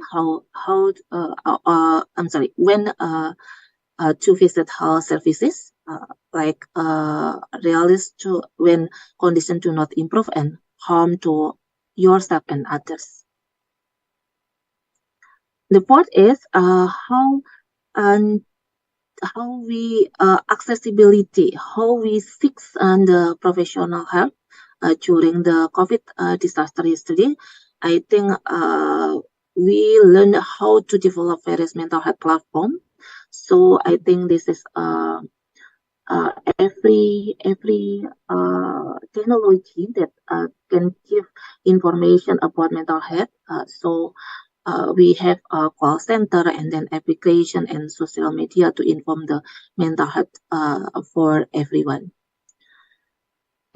We also develop MHPSS guideline for natural and non-natural guideline, and we build the MHPSS guideline from the review from the others guideline, and from the others review, we have that every MHPSS guideline must contain four title. Is one is about the disaster stage, and then psychosocial response at each stage of a disaster, and then mental health and psychosocial support intervention. And the last is a use of hotline services in psychosocial intervention at every stage of COVID-19 outbreak. We also preparation a guideline based on APP, and you can read my publication about the how to make the guideline. The publication is about in the middle of the COVID-19 outbreak, early practical guideline for psychosocial aspect of COVID-19 in East Java, Indonesia. This is MHPSS guideline. Number 1 and number 2 is from IPKJI, and number 3 is from Ministry of Health. We also develop MHPSS platform. We name it PICO. So we can screening and then get intervention about mental health from this platform. This is about the PFA. PFA is different with MHPSS because PFA can be given by lay people, while MHPSS must be given by people who have been trained and have competency in mental health. So I think PFA and MHPSS is different. Yeah. When we give the PSC, we must unhold the principle, human and supportive response, and then for those who suffer and for those who need support. And there are 7 activities in PFA. delivering practical care and support, and then assessing need and concern, helping address basic needs, and then listening, not pressuring them to talk, and comforting and helping to feel calm, helping obtain information, services, and social support, and the last is guiding people for further. Who need PFA? People who have been late exposed to the severe crisis event and are feeling distressed can give under PFA, such as people with severe life-threatening injuries who need emergency medical care, and then people who are so upset and cannot care for themselves or their children, and the last are people who may harm themselves or the others. And how we can helping with responsibility. So we must respect security, dignity, and right, and then adapt to person culture, give attention, and be aware of other emergency response, and the last, and look after yourself. This is the step to preparing the PFE. The first is we must identify the crisis event, like what happened, when, where, and how many people were affected. And then after that, we available to services and support who provide the basic needs, who emergency medical care, food, water, shelter, or tracing family member, where and how can people access those services, and who else is helping, community member or the others. And the last is safety and security concern.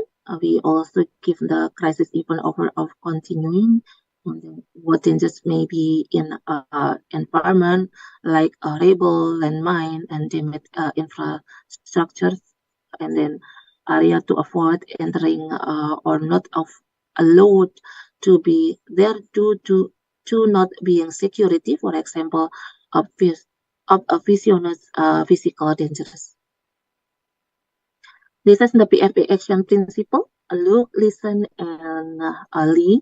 So look, you must look safety, environment, self-safety, and the others, and then people with urgent basic needs, like critically injured, need rescuing, have needs, basic need, and then people with severe distress reaction, like people who are extremely upset and most distressed people. And the second principle is listen, approach people who need support, ask people about their need and concern, and the last is listen and help them to feel calm. And the last is how to link into other resources, help people address basic needs and access services, and then help people to cope with problem, keep information, and connect people with loved ones and social support.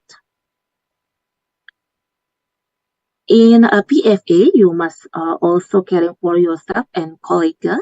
So 3 points that you must know. And the first is getting ready to help, learning about crisis role and responsibility of different kind of helper, and then you must consider your health and personal or family issues that may cause severe stress, and make an honest decision about whether you are ready to help. And the second point is managing stress. I think you must also can think about how you cope in the past and what make you stay strong. Try to take time to eat, rest, and relax, even for a short period, and then maintain reasonable working hours to working in shift during the acute past, and taking a regular rest. And then after a crisis, people may have many problems, and you are not responsible for solving every problem, and then minimize your intake of caffeine and avoid non-prescription stuff. You also find ways to support in other and talk with a friend, loved one, and other you trust for get the support. And the last point and how you can rest and reflection.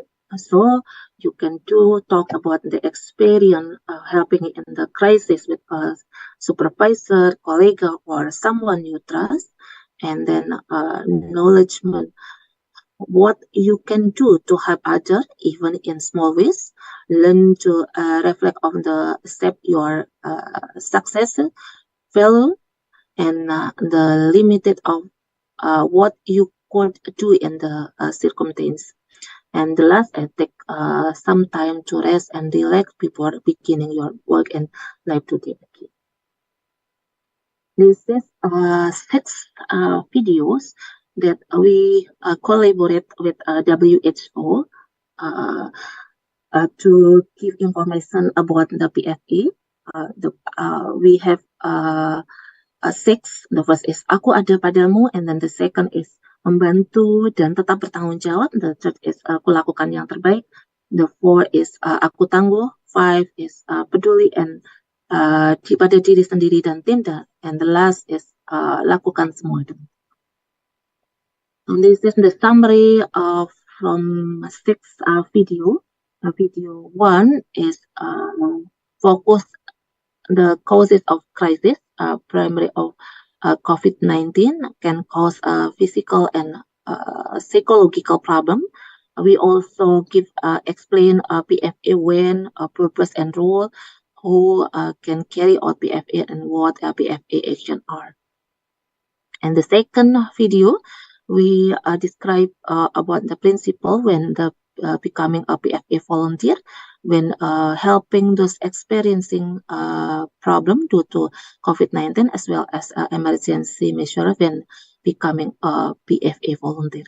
And the third video, we focus in step in providing the PFA, preparation, management of PFA, and how to end the PFA assistant. And the fourth video, we focus who need a PFA and need special PFA attention and what action to take PFA. And the fifth video, we focus on caring for yourself and your team, included a comprehensive preparation and ability to manage stress and time to rest. And the last 6th video, we focus for prepare yourself appropriate to PFA, practice a new habit, and maintain physical and mental. This is management IPKJ AMH PSS during the disaster. We have 2 activity implementing MH PSS and strengthen the research. Implementing MH PSS, we have 2 activity. Take off MH PSS modeling to the stable state and evaluation and of MH PSS implementation. And the last to strengthen research, we do data analysis to improve the MH PSS service system. This is the step of how to give the MH PSS during the disaster. If you do MH PSS, you must registration, and then after that you must coordination with the area coordinator, and then you do community mental health screening in disaster. After that, you implementation of MH PSS using extensive group strategies. After you give the MH PSS in extensive group strategy, you can screening in individual, and then you can implementation MH PSS using the small group. After that, you focus in individual and family strategy. If the survivor cannot be treated, you will referral system to specialist treatment. And the last step during MHPSS disaster, you must reporting. There are two daily report and final report. I think this is the intervention, mental health nursing intervention in MHPSS.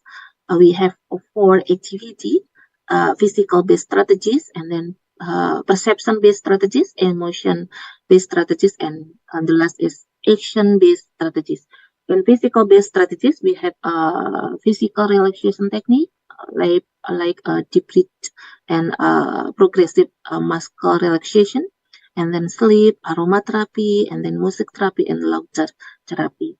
In perception-based strategies, we have talk awareness, like talk stopping, five-finger hypnosis, and then rational thinking, positive thinking, cognitive restructuring, and then guide imagery and affirmation. For emotion-fit strategies, we train the anger management, and then accepted training and spiritual therapy. And the last, in action-based strategy, we also train about the job analysis, and then managing your boundaries and the breaking point. And the last is how we management of EPKGE MHPSS post-disaster. We have 3 activity. The first activity is how to maintain the capability of hard worker and the community. So we carry out MHPSS following the stable step, and then evaluation and MHPSS implementation. The second, we improve policy and guidelines. So we strengthening documentation and data analysis to improve the MHPSS service system. And the last, evaluate MHPSS service achievement and develop strategy to improve MHPSS services. So in this activity, we focus for measuring the result of MHPSS service, socialist on the outcome of MHPSS service, and develop a new strategy for enhanced MHPSS service. So after post-disaster, we also category the survivor in 3 categories: healthy, risk, and disorder. In healthy, we focus for maintain health condition, with the focusing is in family, community, workplace, and school. And for the category risk, we focus to risk management, on the setting activity in family and community and health services facility. For disorder, we carry out care, and the setting of treatment is health services facility. Apart from providing MHPSS to all survivors, we must also pay attention to MHPSS for hard worker, especially during the COVID disaster. This is how we can give the MHPSS for healthcare worker. And the pre-disaster, we focus for well-being and emotional resilience of health care workers. So we train the healthcare worker to anticipate the stress with a formal and informal training, and also how to monitoring and assessment of mental health and well-being of mental health personnel. This is the activity to anticipate the stress. We train the stress management, and we also discuss about the when and how to screen patient on potentially family member, and then when to involve quarantine and isolation, specific detail about the transmission, the use of personal protective equipment, and ethical decision making about the triage and storage capacities. This is the activity to monitoring and assessment of mental health and well-being of healthcare personnel.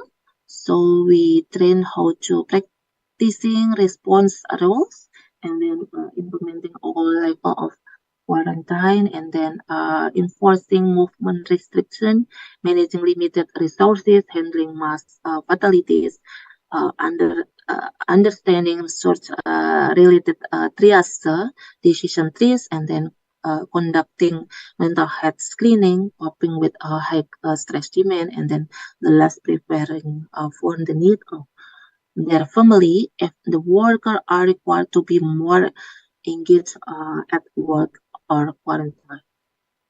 So I think hard worker is frontline team. So we must can control the team, and we must can control the stress and then support to the other person. In a disaster, we focus keep in each PSS to the first is stressor identification, like to need the employee strict biosecurity measure, and then this for disease transmission, multiple medical and personal demand, and stigma. This is the activity that need to employ strict biosecurity measure, like physical tension from the protective equipment, dehydration, heat and fatigue, and then physical isolation. So we feel prohibition on touching other people even after work hours, and then awareness and constant vigilance regarding infection control procedure, and the last stress about the procedure to be followed like spontaneous. This is the risk of disease transmission, like a common cold and flu symptom are mistaken for COVID-19, prolong of the incubation period without symptom, and then relative higher mortality rate compared to influenza, and tension between public health priority and the wishes of patient and their family about the quarantine. This is for the condition, multiple medical and personal demand, ongoing daily workload demand, complete with outbreak preparation and treatment measure, the need to maintain high standard, facing low, frequently even where official recommendation and policy change regularly, and then possible separation from an list about the family member, fear about the infection and subsequent implication for self, patient, and family, and then inner conflict about the competing needs and demands. And then the last about the stigma, I think we know that people fear contact with people caring for 19 patient, and then how workers have stigma about the voicing their need and fear. Besides, we identify the stress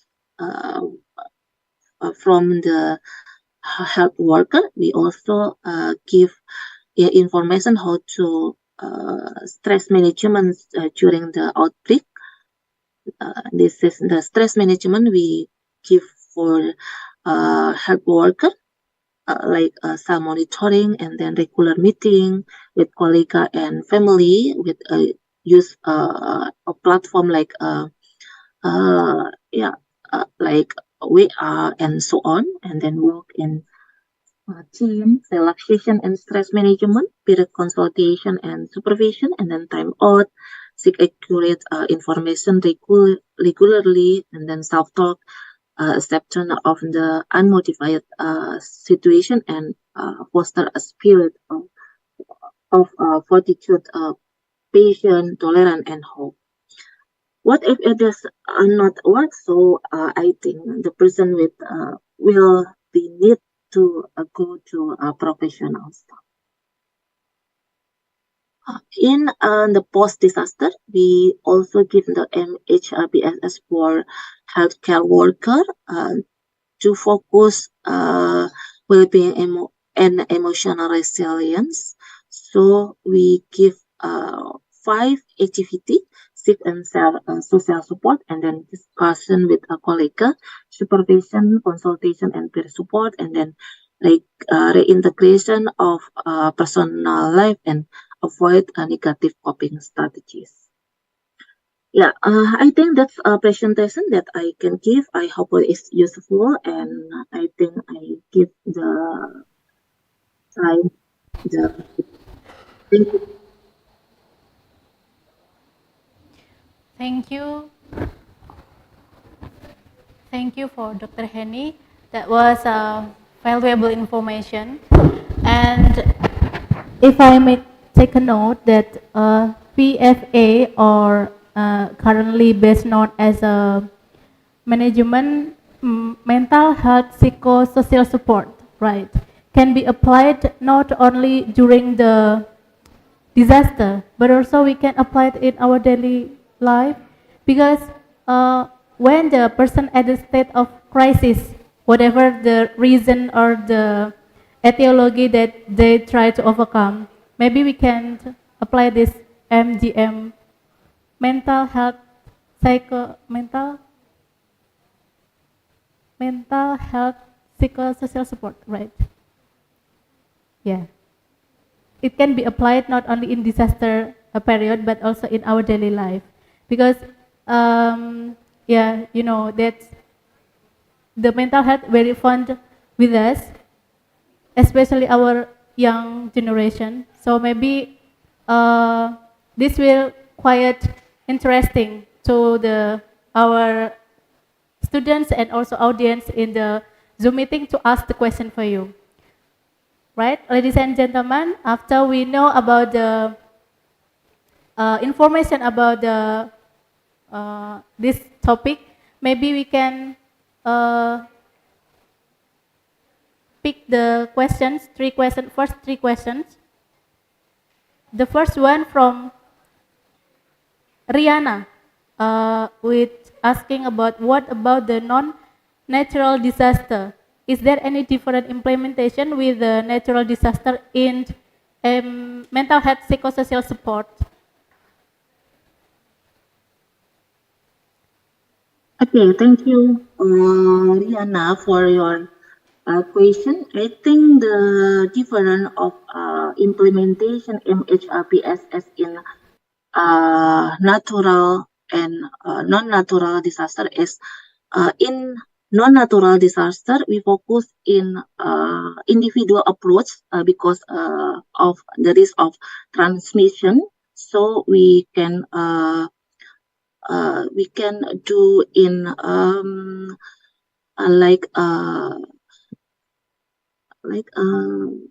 yeah, group approach because we focus in individual and or family. In natural we can design group and individual. There's the difference of the MHPSS natural and non-natural. Yeah. Okay, that was the answer for the question by Rihanna. And the next question will be from Yulia. What is the content in Pico platform that you explained before? Could you give us further information about it? Yeah, Pico, we have some menu. The first is about how to screening, self-screening, self-screening, and then after that we can get the result of screening, and then after that we also give the intervention by the platform. You can get like a 5 video, and then you can consultation with the professional mental health, and then you can get the information how to release your stress, and then how to maintain your mental health, like this. Okay, thank you, Dr. Henny. And we have one participant who raised her hand here. Okay, Kamati, please open her microphone. Ibu Dewi Retno. So you have, yeah. Thank you very much for the time, Bu Tari. And Bu Heni, how are you? Yeah, fine. How are you, Bu Dewi?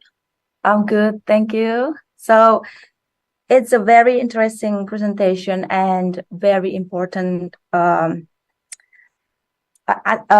things in especially in disaster area and also COVID and other pandemic. So I have few questions here. The first one is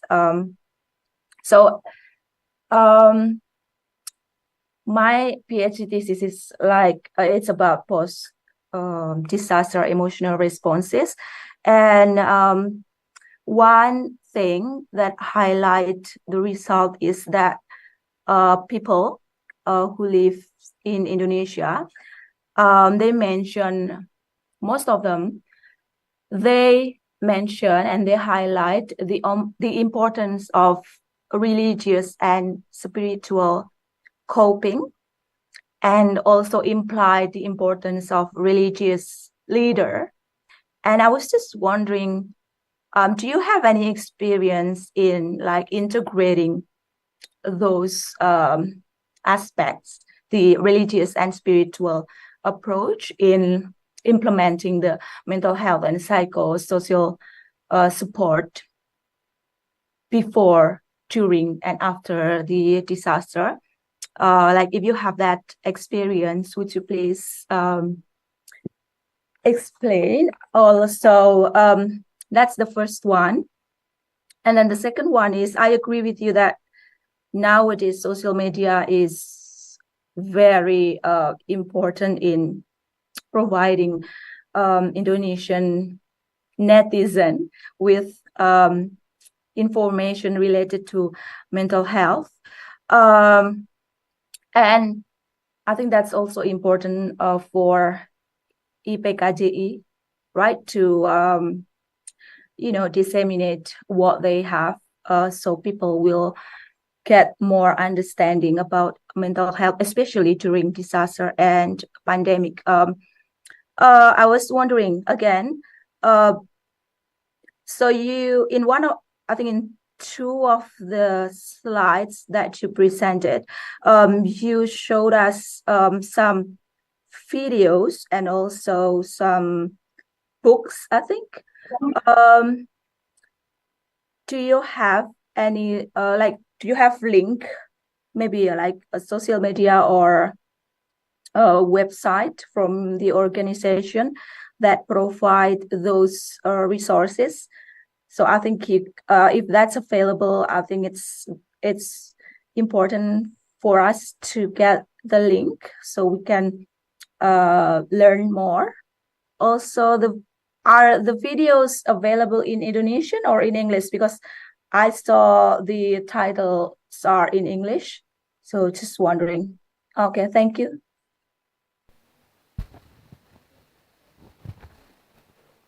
Okay, for Dr. Heni, that was two questions from Bu Dewi Retno. The first one is about your experience regarding the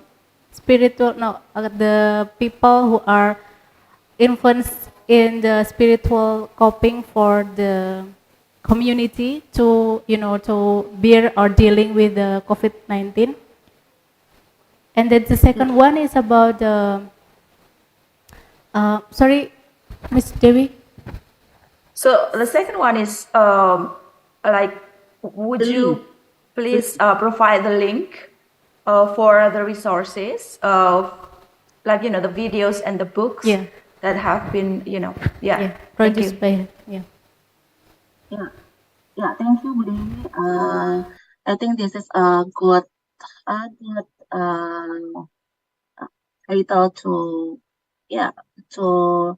to make understand in Indonesia, I think, about the community leaders and then spiritual leaders. I think it is very important to discuss in every intervention in Indonesia, because community leaders and religious figure is very important to make intervention in Indonesia, because people in Indonesia will trust in community leader and spiritual leader. We sometimes we don't have access to people, but the community leaders and then spiritual leaders can give access to many people with mental disorder. I have the research about that. We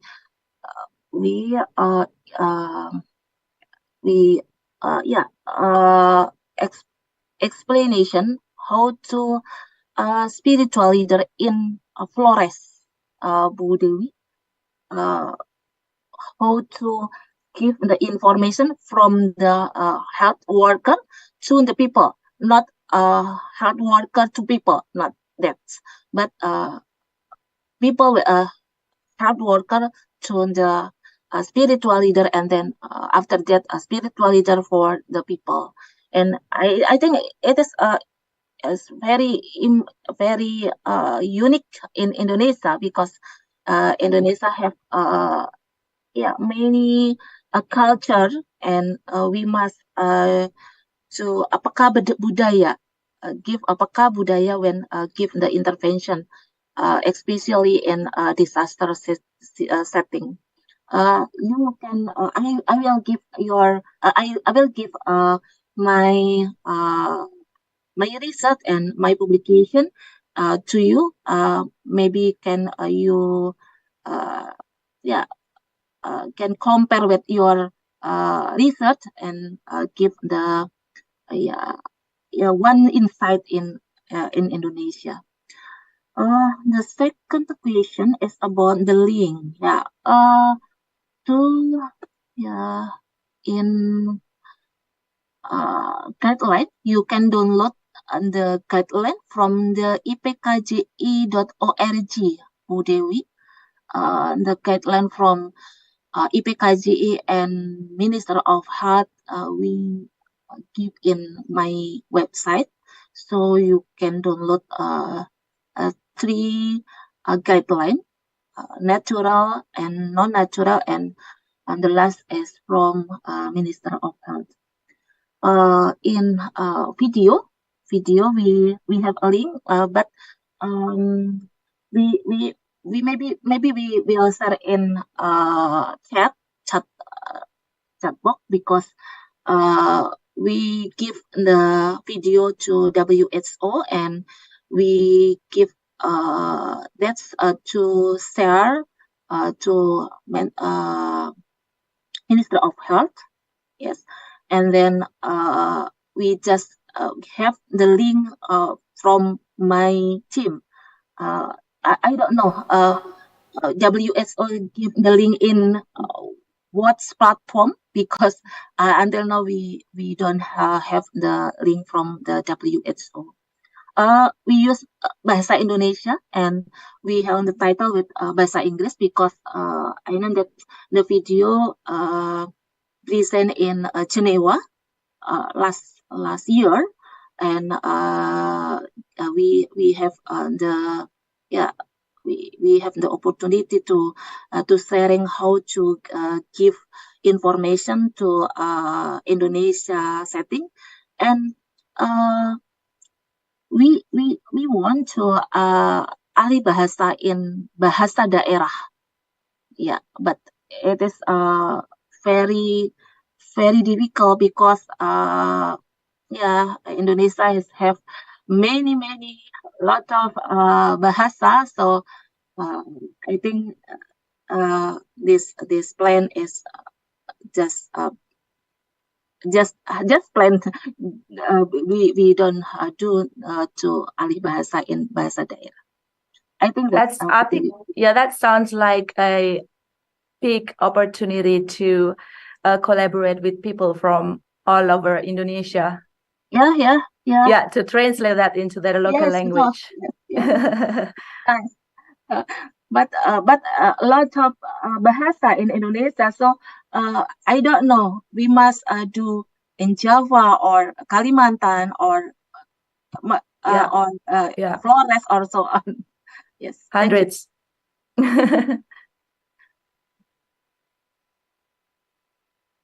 Thank you so much, Bu Heni. Okay, thank you, Bu Dewi, for the question, and also Dr. Heni for the answer. The next question will come from Putu Juni.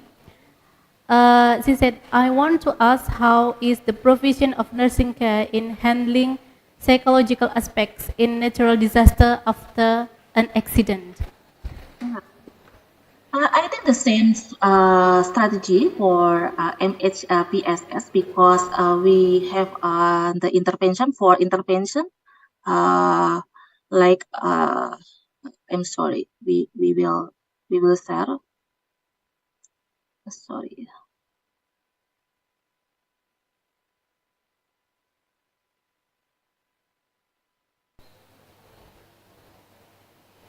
I'm sorry.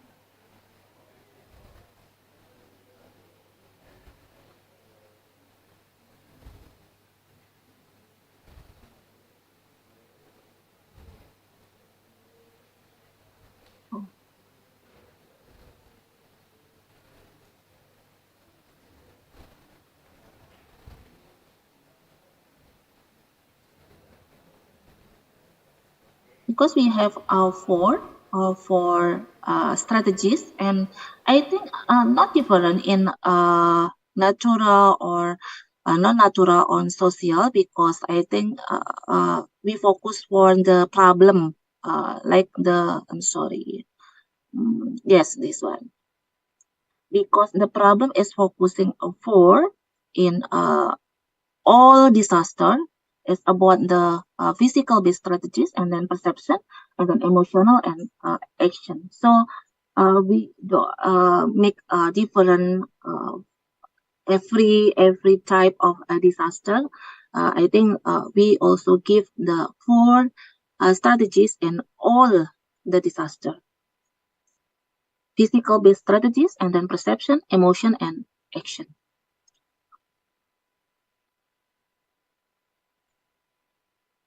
Okay, Mrs. Putu, I hope you are get the point of the explanation by Dr. Heni. And this is the end of the second session.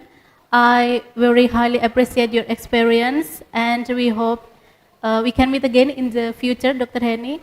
Thank you for joining us today. Good morning. Assalamualaikum warahmatullahi wabarakatuh. Waalaikumsalam warahmatullahi wabarakatuh. Okay, ladies and gentlemen, now we are moved to the last session for today, the first day of this conference. And we have, as I mentioned before, we have Ms. Kathy Wheeler. Is she already joined with us?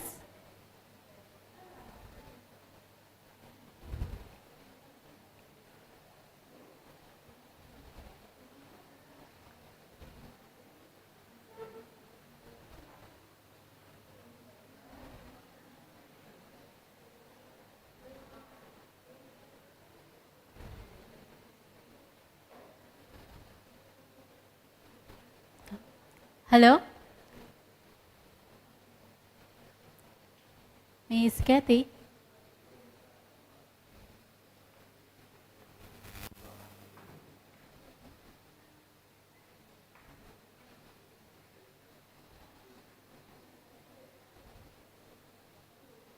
Again, I would like to introduce her to all of you, that Miss Kathy Wheeler has a PhD degree, and she has over 35 experience in the clinical services as a family nurse practitioner.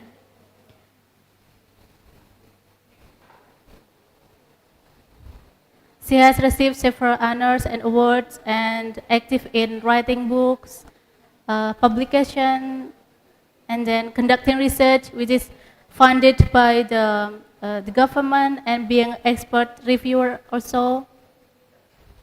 So we can gain and explore about her experience to, to add the information and knowledge that maybe she already done, she already have. Miss Kathy Wheeler.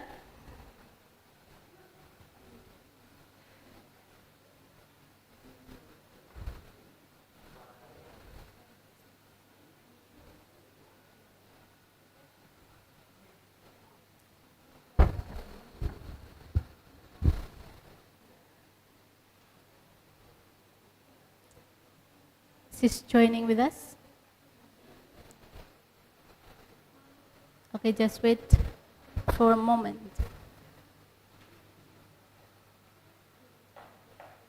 Hello, Mr. Kathy.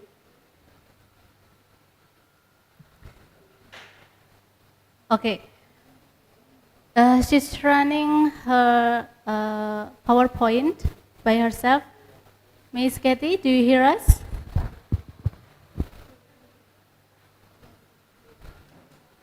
She will be present the application of technology to family nursing care and education.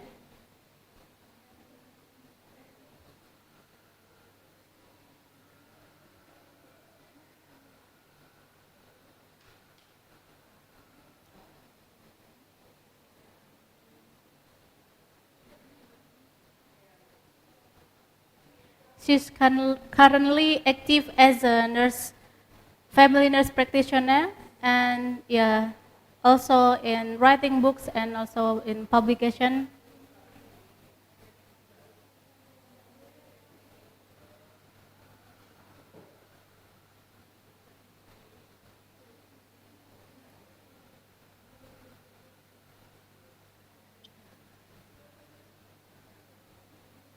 Can you all hear me from the phone? Yeah, we hear you, Kathy. Are you ready to? I apologize. I'm trying to do this from my phone with the computer as well. For some reason, the computer won't let my voice go through.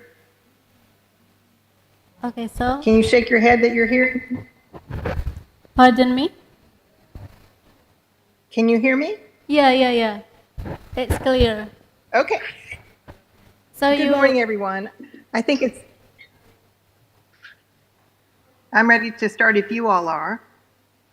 Yeah. Can people see my slide? Not yet. Maybe it's still a process.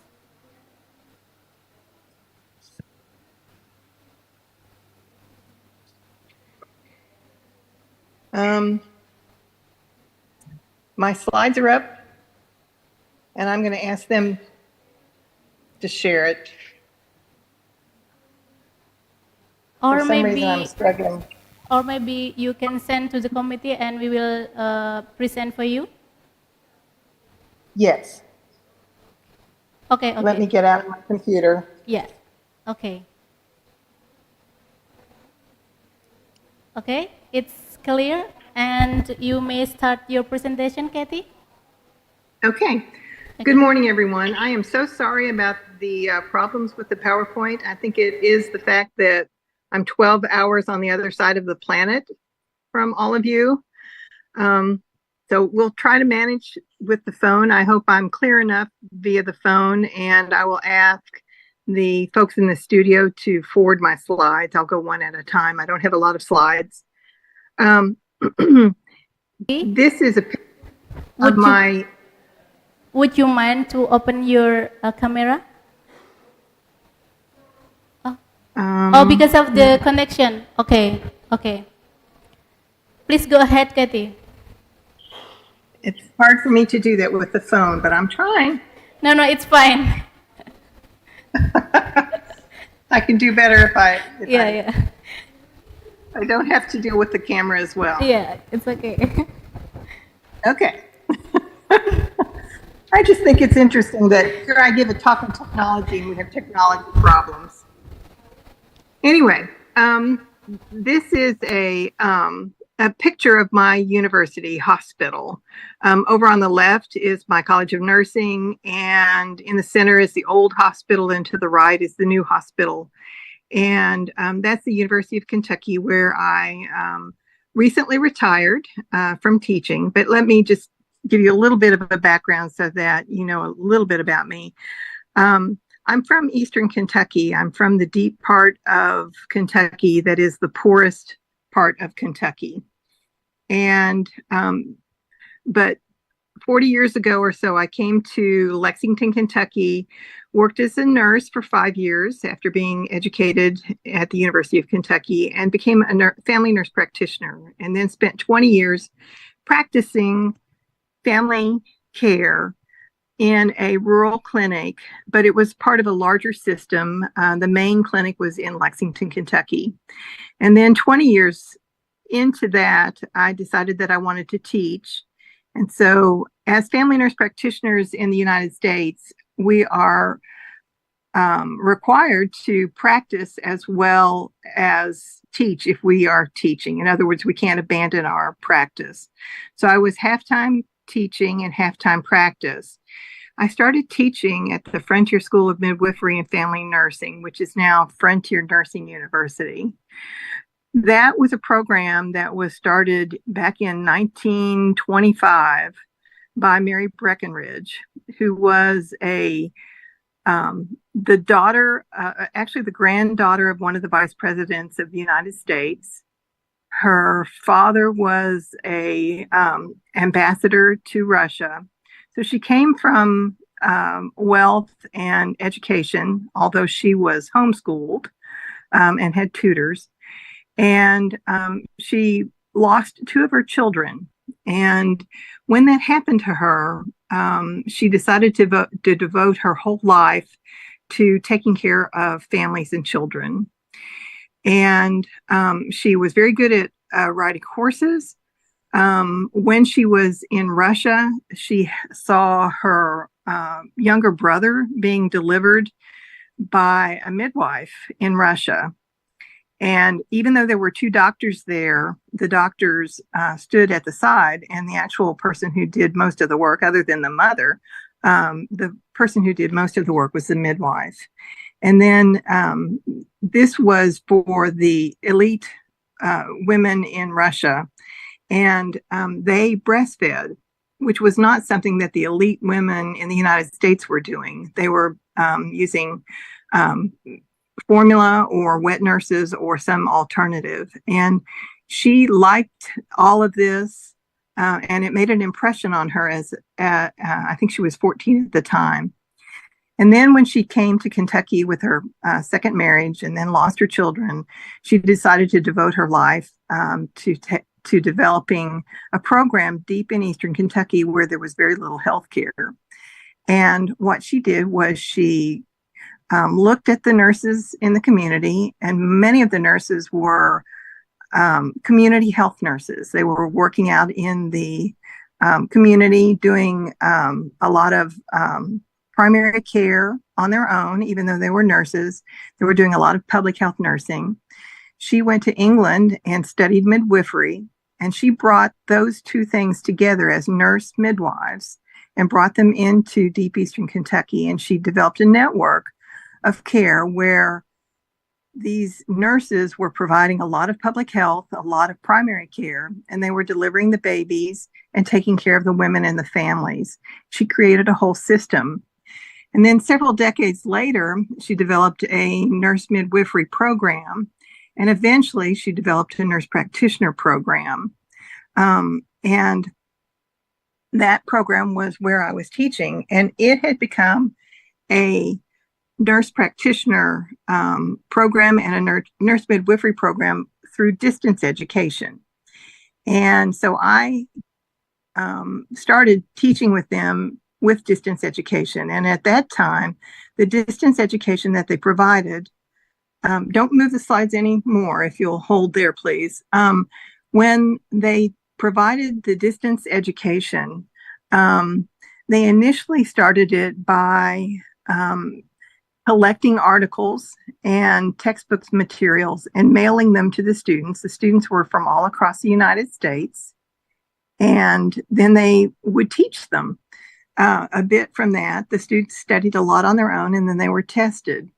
And that was the system. And when I came there, they were starting the nurse practitioner program.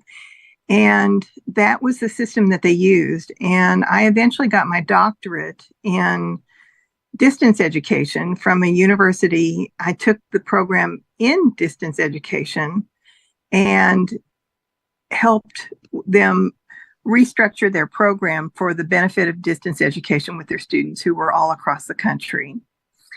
I did that for about 10 years, and then I eventually came to the University of Kentucky and did the same thing. They were starting to do distance education. And I had my doctorate by then. I'd done my dissertation on distance education and on formative assessment, and we started working and revamping their program. They were one of the schools that started the doctorate of nursing practice in the United States, and they wanted to do it with distance education because they wanted to continue to attract students from all across the country. So that's a little bit about my background. So today we're going to talk about the technology that's involved with family nursing care and also with education. And I think I've explained a little bit about my background so that it makes sense as to why I was offered this opportunity to speak to you, which I very, very much appreciate. So in terms of family nursing care, we're going to talk a little bit about electronic health records.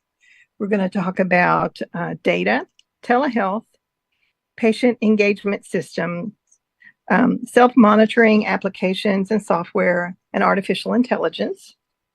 And in education, we're going to talk a little bit about content development. We're going to talk about simulation, and we're going to talk about learning management systems, add-ons and plugins, personalized education apps and software, and a little bit about artificial intelligence. Next slide, please.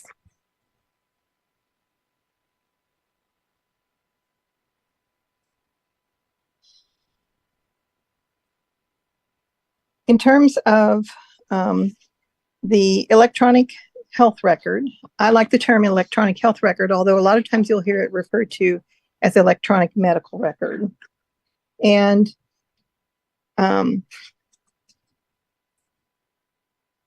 when I first started family practice at the clinic where I was working, all of the charting was done with paper.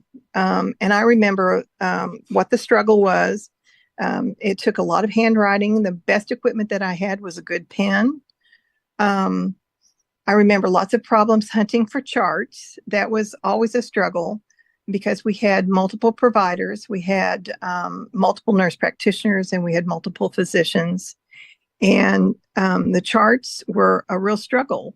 They would always hunt for the charts the day before clinic so that they would be prepped for the patients who were coming in the next day. And that was always a struggle. Sometimes they had to hunt in all of the offices because they didn't know exactly where they were or who was using them. And so it was a real problem for the staff. When they introduced the electronic health record, all of the struggling over hunting for charts completely stopped. We had access to the charts immediately. And I have to say that my process of teaching is usually to have a conversation with my students or those who I'm with. I would love to be able to hear your experiences so that I could tailor what I'm talking about a bit. But because I haven't had the opportunity to do that, I'm going to kind of go back to where we started. So the nurses would bring the patients in. They would log in the vital signs. They would get a little bit of the history, which was automatically put into the chart so that I didn't have to duplicate that. They would always update the medication list, which was a very critical function for the nurses, always to have a good medication list of their current medications. And it had to be thorough. It needed to include everything, including vitamins and any over-the-counter medications, any herbal medications that they were taking, et cetera. And then the chart was made available. Usually what we had initially was we had a computer sitting in each room. It never moved with us. There were security systems so that patients could not log on. We had to come into the room, log on, get through the security system, and begin our care. And it was a traditional large computer with a large screen. And we would go through the visit. The difficulty of that was that the computer tended to face the wall, and I wanted to face the patient. And so it was an interruption. Eventually, the computers that we started to carry were either laptops that were portable and that we could carry, or they were smart pads that we could carry. One clinic that I worked in, we had carts where the computer was on the cart, and the cart went with us, with me as the provider, room to room. And then I had that available, and I could actually put that between me and the patient and look up at the patient. It was much more user-friendly in terms of maintaining the relationship with the patient. And I would go through the visit and document whatever was necessary to document. In the United States, the systems were largely developed at the insistence of the insurance agents. And a lot of that was Medicare and Medicaid. Those are insurances in our country that are for the elderly and for the extremely poor. And they were pushing to have us use computers because they wanted to be able to access the data. They wanted to understand better what was going on. The systems also wanted to do it. Many of the clinics wanted to do it because it was a way for us to help simplify the billing process. For instance, when we were using paper systems, I basically made a decision as to what level of visit it was. We had very short visits, we had longer visits, we had physicals, we had acute care, we had episodic care, and then we had chronic care. And so all these different levels were basically something that I chose based on how I felt about it. Eventually, the system has worked out so that there is very specific criteria now. And so we document all of those things very similarly to what the standard process is of what we go through with the patient. All of the history taking that we go through, all of the assessments that we make, the lab work that we pull in to look at, the x-rays that we look at and so forth are all pulled together, and we make an assessment and a diagnosis, and then we make a plan, and all of that gets documented. And that automatically generates a bill that is either reported to the insurance company or to that patient's personal insurance. So it has expedited all of that. The computer system also allows us to fax in prescriptions to pharmacies, which has been helpful, but also a little difficult. It's very good in that no longer do I have to write out a prescription and hand it to the patient and the patient carry it to the pharmacy.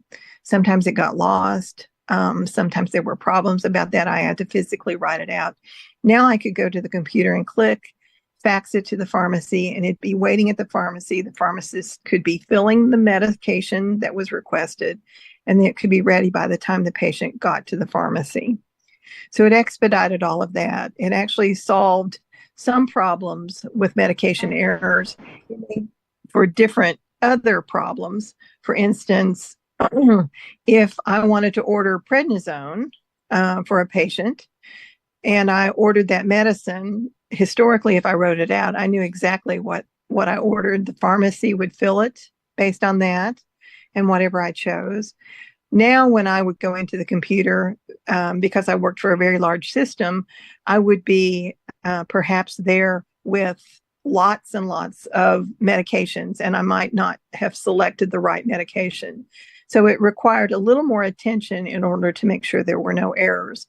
But it really simplified the whole process of making the choices about the medications. And then it became a permanent part of their record. I didn't have to write that into the chart. It was already part of that. In terms of making choices about the computer systems that were used, That was a decision that was not up to me. Of course, it was to the administration of the hospital and or the system wherever we were working. And the features about that were many features that would go into them making a decision. And those features are that it can be very friendly to the provider, friendly to the patient, or friendly to insurance and billing. And those features all have to be balanced in order to make it a system that works. In order not to make an error about choosing a system, then a lot of consideration has to be put in. I can tell you that when we started the new system, that we would start to look for errors and issues and so forth, and there had to be lots of consideration by the administration in the clinic or the hospital to choose a system that was user friendly for everybody. I also worked at systems where they didn't like the initial system that they put in and they had to change to a whole new computer system. And that's very difficult to do. So the choice, it's very important that whatever choice is made about whatever program is used, that they make that consideration very carefully. It's also a potentially costly system, but our government helped invest in the systems, and they were giving lots of money to clinics and systems to develop the electronic health records in order to make the data keeping a bit better. So a lot of money was offered to big systems and even to small clinics. I had friends who were nurse practitioners who got a certain amount of money to develop their electronic health record system within the system where they were. Tech support is a very important issue as well. Tech support, if you wouldn't mind going back to the previous slide, tech support is a critical element of the choice. Any system that is chosen is going to continue to need tech support. It's not something that is chosen and then just runs on its own. There always has to be tech support throughout the maintenance of the system. Tech support was particularly important at the beginning of the system. And in fact, in every system that I operated in, every clinic and so forth, when a new computer system was chosen or installed, all of us were sent for computer training. And then when we started using the system, we had staff who were there as we were starting to utilize the system and learn the system. And so the tech support was critical in those initial stages so that we could learn the system. And they often were there for a couple of weeks to get us good at it. Eventually, there were greater efficiencies. And so it was nice to have tech support available throughout so that we could learn some of the efficiencies, because those are higher skills and they might not be the initial skills that you use when you're just getting used to the system. So tech support was a critical thing.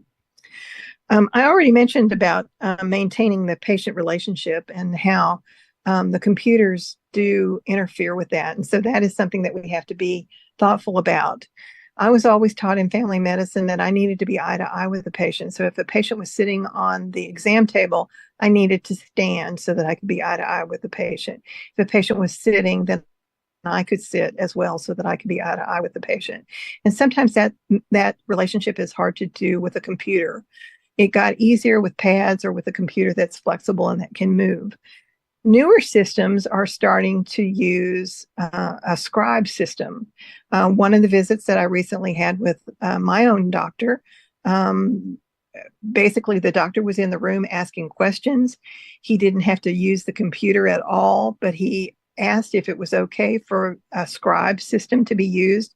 There was a third party who was listening to our visit and who recorded everything for it. They're talking about AI perhaps being able to offer that kind of scribe work where the visit is documented so that it doesn't interfere with the relationship. Let's go on to the next slide, which is about data.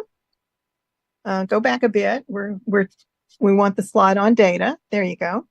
The slide about data refers to the fact that one of the things that's really important about electronic health records is that it is a wonderful way to get big data. It is with that data, then systems can start to understand how well we're doing. What are we doing that's right? What does our population look like? How much illness is there? How much comorbidity is there? What kinds of medications are used? How good are we at doing that? And so that's big data that provides a lot of information to the government and to the insurances, and then also to us. I like knowing that information, so I appreciate that big data. But the data is only as good as what is entered. And so we do have to wonder about the validity and the reliability of what is entered. And that depends on the individuals who are putting the data in, whether they put in that good data. For instance, in the United States, our reimbursement, our money for our visits, is based on the quality of care. One of the quality of care measures, for instance, is with diabetes. Does the patient get an eye exam? And that can all be observed in the chart. We can see that a patient who has diabetes indeed got to see an eye doctor for their eye care. That is useful information as far as validating that the patient got their eye exam if they have diabetes. However, not all patients are going to necessarily keep that appointment. And so if I am trying to meet a quality measure and the patient chooses not to go, then I may be affected in terms of appearing as if I have not met that quality measure.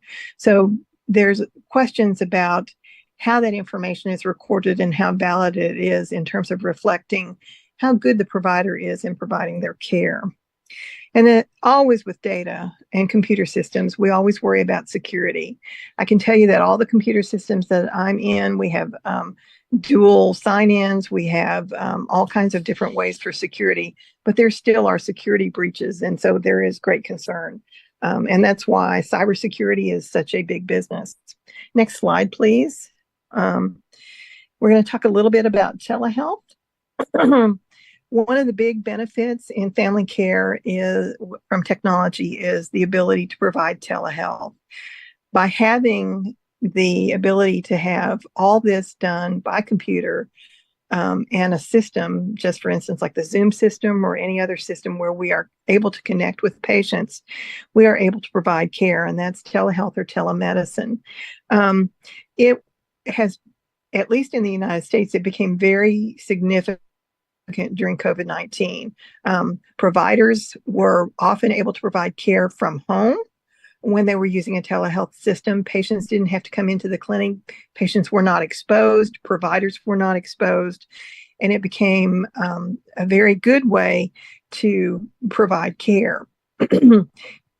And it was so successful during COVID-19 that it has remained. And we see a lot of telemedicine, a lot of telehealth as an option for patients.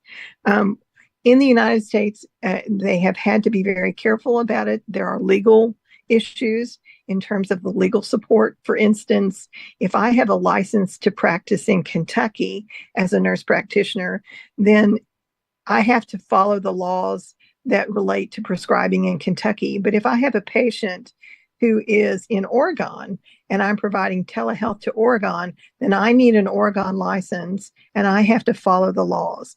So there are a lot of laws, there are a lot of legal issues around telemedicine and telehealth, but the system has developed so that that is supported and that is provided to us. In terms of quality, everybody worries about quality with telehealth. And the standard of care is that we need to provide the same measure of quality with telehealth or with telemedicine as we would with any other kind of care that we would provide. We know in family medicine that the vast majority of decisions about family medicine come from a good history, from communicating well with our patient. They estimate that 80 to 90% of the decisions and the diagnoses are made by taking a good history. So we know that the history taking can be done by telehealth. We have to augment that by other ways. For instance, if I have a patient who has certain needs, then certain kinds of equipment may need to be provided to that patient so that I can hear those things, see those things, those other things when I provide a telehealth visit.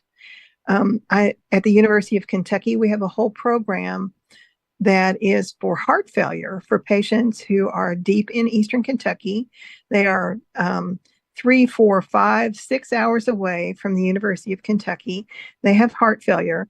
And in order for us to provide the care, they have scales. They have their own iPads or their own smart system, their own smart pads, so that there can be a camera that can focus on their feet. There can be a camera that can focus on any other body part, for instance, with dermatology. There are augmented stethoscopes so that we can listen to their heart and lung sounds. So in order to meet the quality, we've got to meet that standard just as if they were in the room with us when we're providing care. Telehealth has been shown to improve health outcomes because patients like it. And it improves access to care. It has been shown to be cost effective, and patients generally love telehealth and telemedicine. They love not having to get dressed and go sit for 2 hours in the doctor's office, etc. Please move to the next slide. One of the other benefits of technology in family care is patient engagement systems.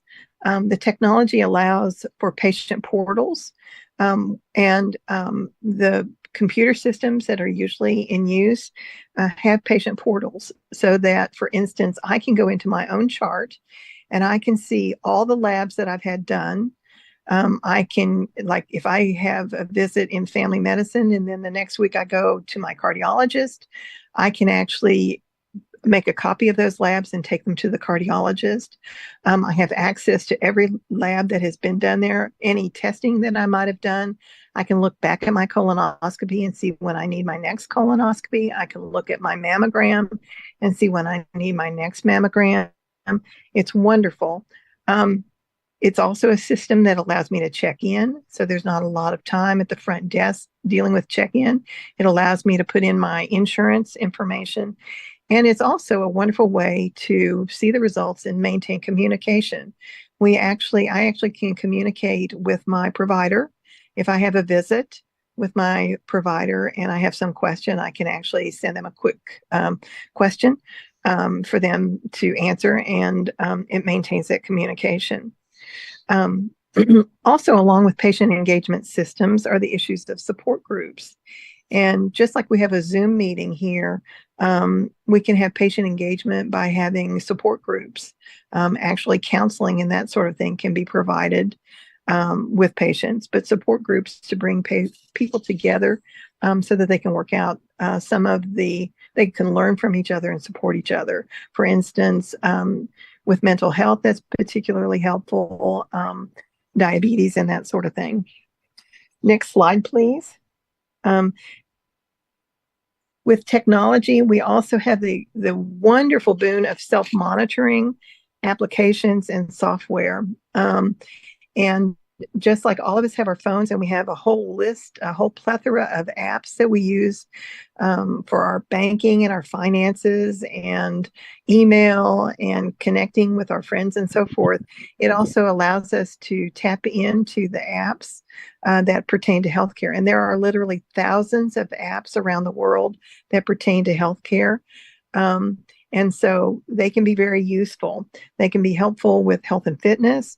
They're very useful for personal data. Even though I have, for instance, my own system where I can go check on my computer for where I am seen as a patient, I also can keep personal data within some of the apps so that I can keep a log of that. And that, for instance, may be something that I might share with my husband so that he has access to it in case there's some sort of a problem. So personal data is great.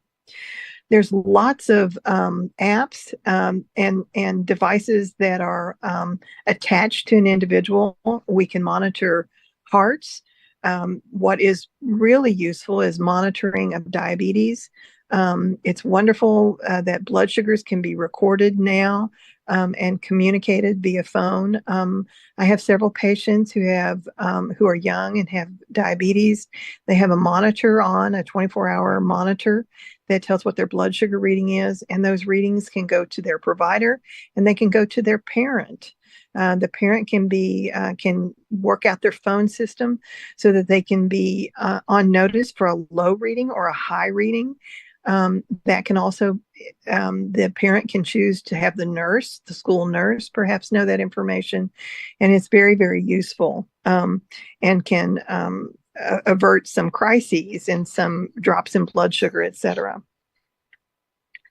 So now we're going to talk a little bit about technology in education. And next slide, please. Oh, I'm sorry. Yes, let's talk a little bit about artificial intelligence before we get to education. We are anticipating that artificial intelligence will have the opportunity to do a lot with family medicine and with healthcare in general, but it's mostly on the horizon. And so I'm speaking about what the potentials are.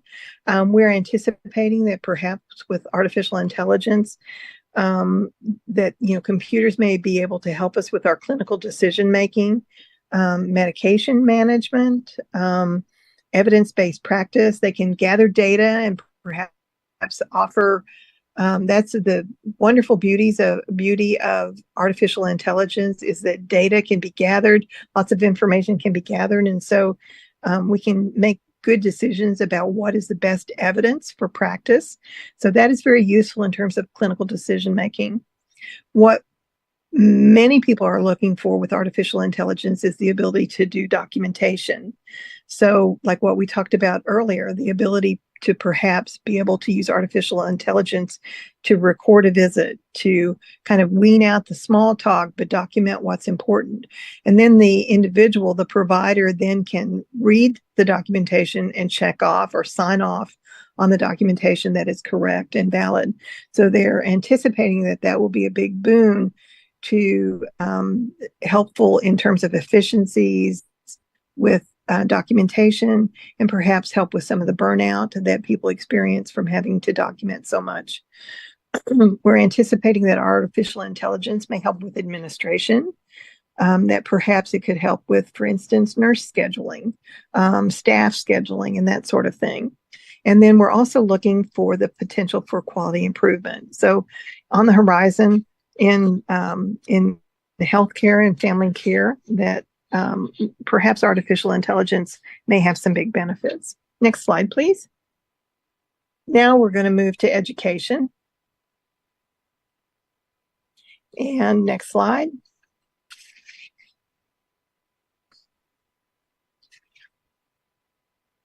The biggest boon of technology, of course, now go back to simulation, or go back to content, please. If you would, go back to the previous slide. Yes, thank you. When I first started teaching, my time would be spent in preparing a lecture by typing out what I would put on a projector slide. And you'll notice this big X that I have there. It's Xing out projector slides.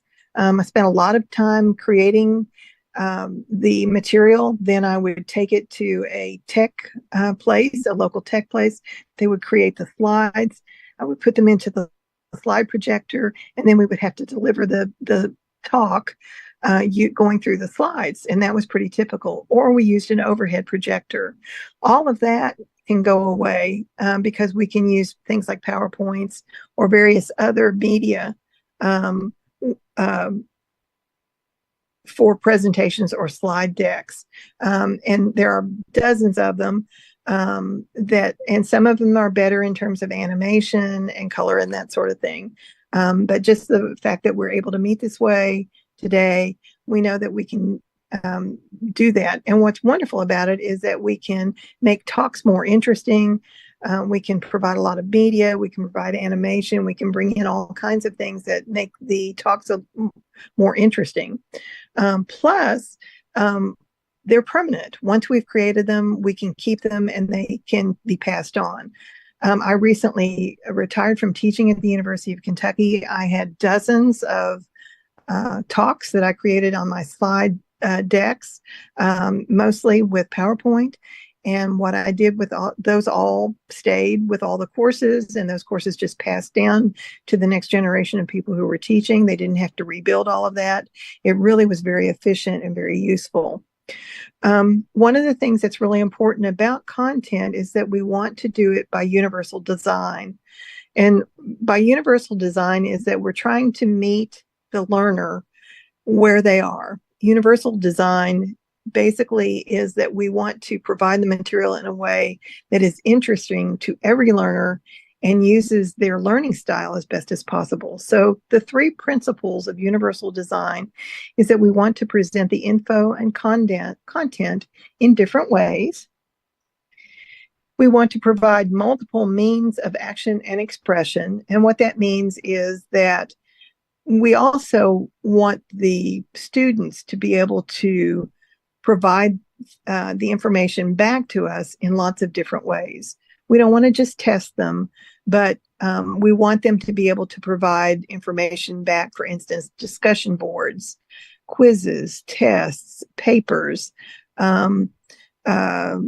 class presentations. I mean, all of these different ways are different ways that they can provide and express what they've learned. And then the third principle is we want to provide multiple means of engagement. So all of that is basically that we want to provide materials that have visual information, auditory information, movement and stimulation and those sorts of things. So those are how we want to provide the materials for our students. And we don't want to have the material be dry. We want it to be entertaining so that they're engaged. Some of the material, for instance, and we can be very creative with that. For instance, we can do gaming. A lot of there's been a movement towards gaming online and those sorts of things to provide content, challenging students to those sorts of things. So as best as possible, we want to be creative. Move on to the next slide, please. In terms of simulation has been around ever since nursing started. I mean, it has been one of the things, and I think that nursing is probably an early adapter of simulation. We were using simulation ages ago. Most of our teaching is largely by an apprentice system. And so we were showing people how to do things from the very beginning. And that is simulation. And so that is kind of our forte. And so we really adopted it and have made it our own and gone further and further with it, and are basically sharing that with like the other schools in terms of how to use simulation for good learning. We've always done it with skills training, and of course there's a certain amount of technology that's available there with skills training. The equipment that we use in terms of blood pressure, taking blood pressure, all the sorts of skills that we teach nurses to do, and that is simulation. More recently, we've moved into mannequins and task training.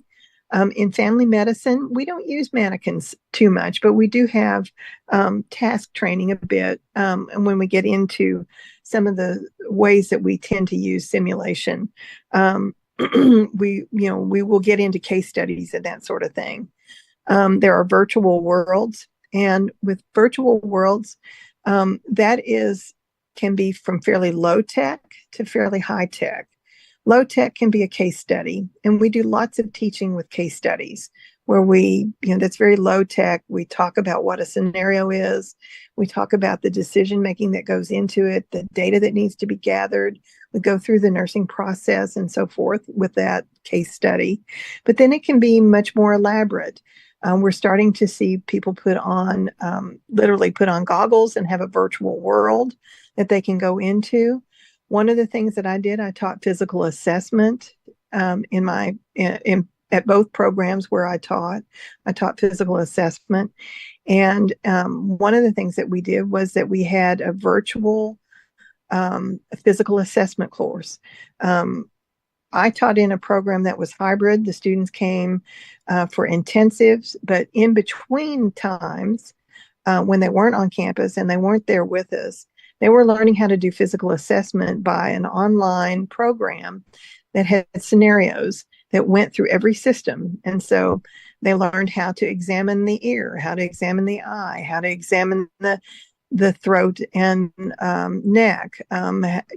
What did they need to hear in the heart and lungs? And they moved through this whole system. And then they would come in for their intensives and we would validate all of that information.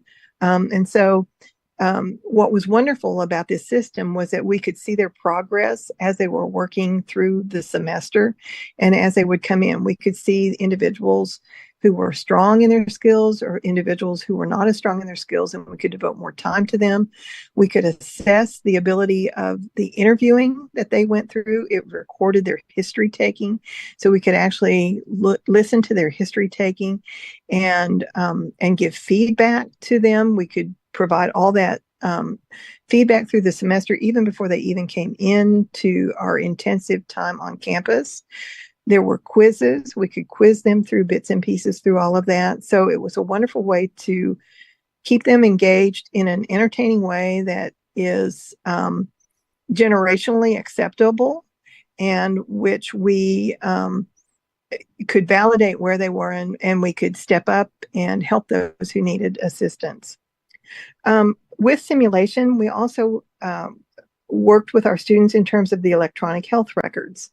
One of the things that we have had with family medicine is that our students, our family nurse practitioner students, and in fact, all of the nurse practitioner students in our program, they are never with one preceptor. They are with multiple preceptors from the beginning of their training to the end of their training. So they may be in multiple clinics, multiple hospitals, and those systems may have different systems of electronic health records. And so this system may use one type of electronic charting, another system may use another. And yet there are quality measures that we want our students to understand. For instance, medication lists. Medication lists are critical that they be current before a student, before any provider goes in with a patient and makes a decision about their care. So that is a standard that we teach our students. Be sure to check the medication list, make sure it's updated, no matter what system you're in. So it's part of the simulation process that we use with our students. Next slide, please.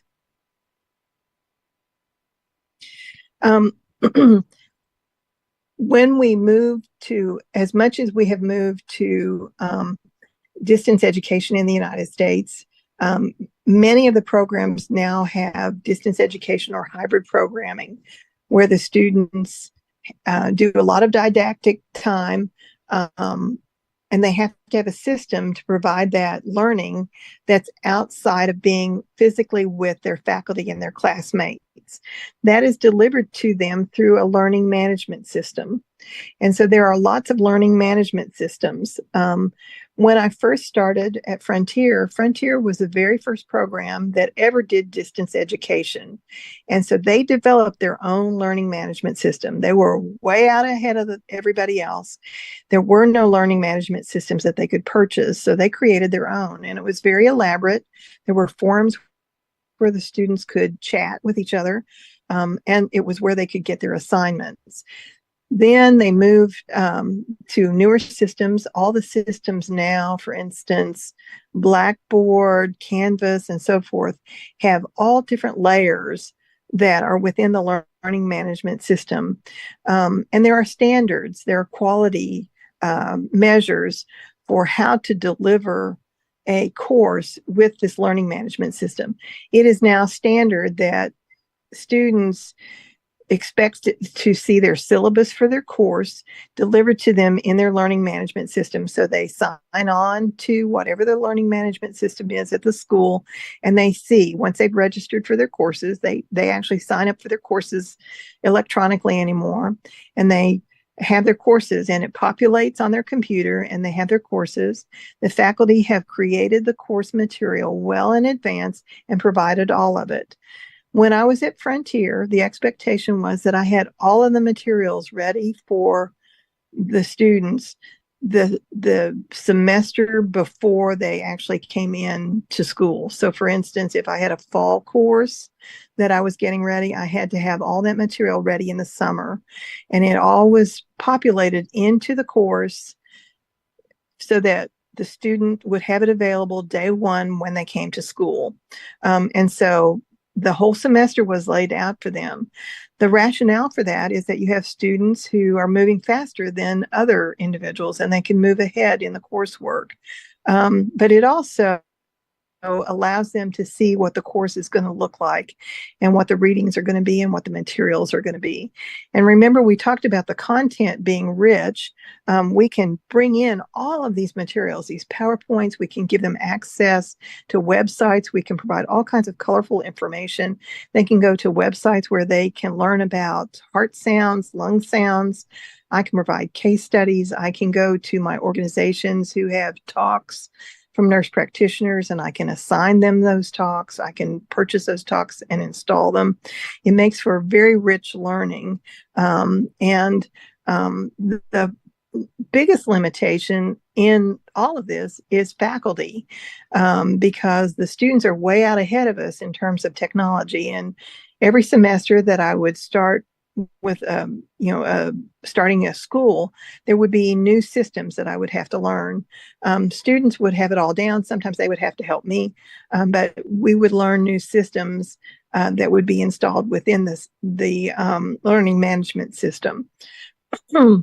One of the wonderful things about learning management systems is it allows for collaboration, and it allows for collaboration synchronously or asynchronously. When it's done synchronously, the students have to come together just like we're doing now.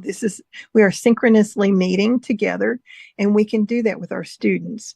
But we have students who are working. We have students who have other lives. And so oftentimes we will create the ability, for instance, for them to work on things through forums.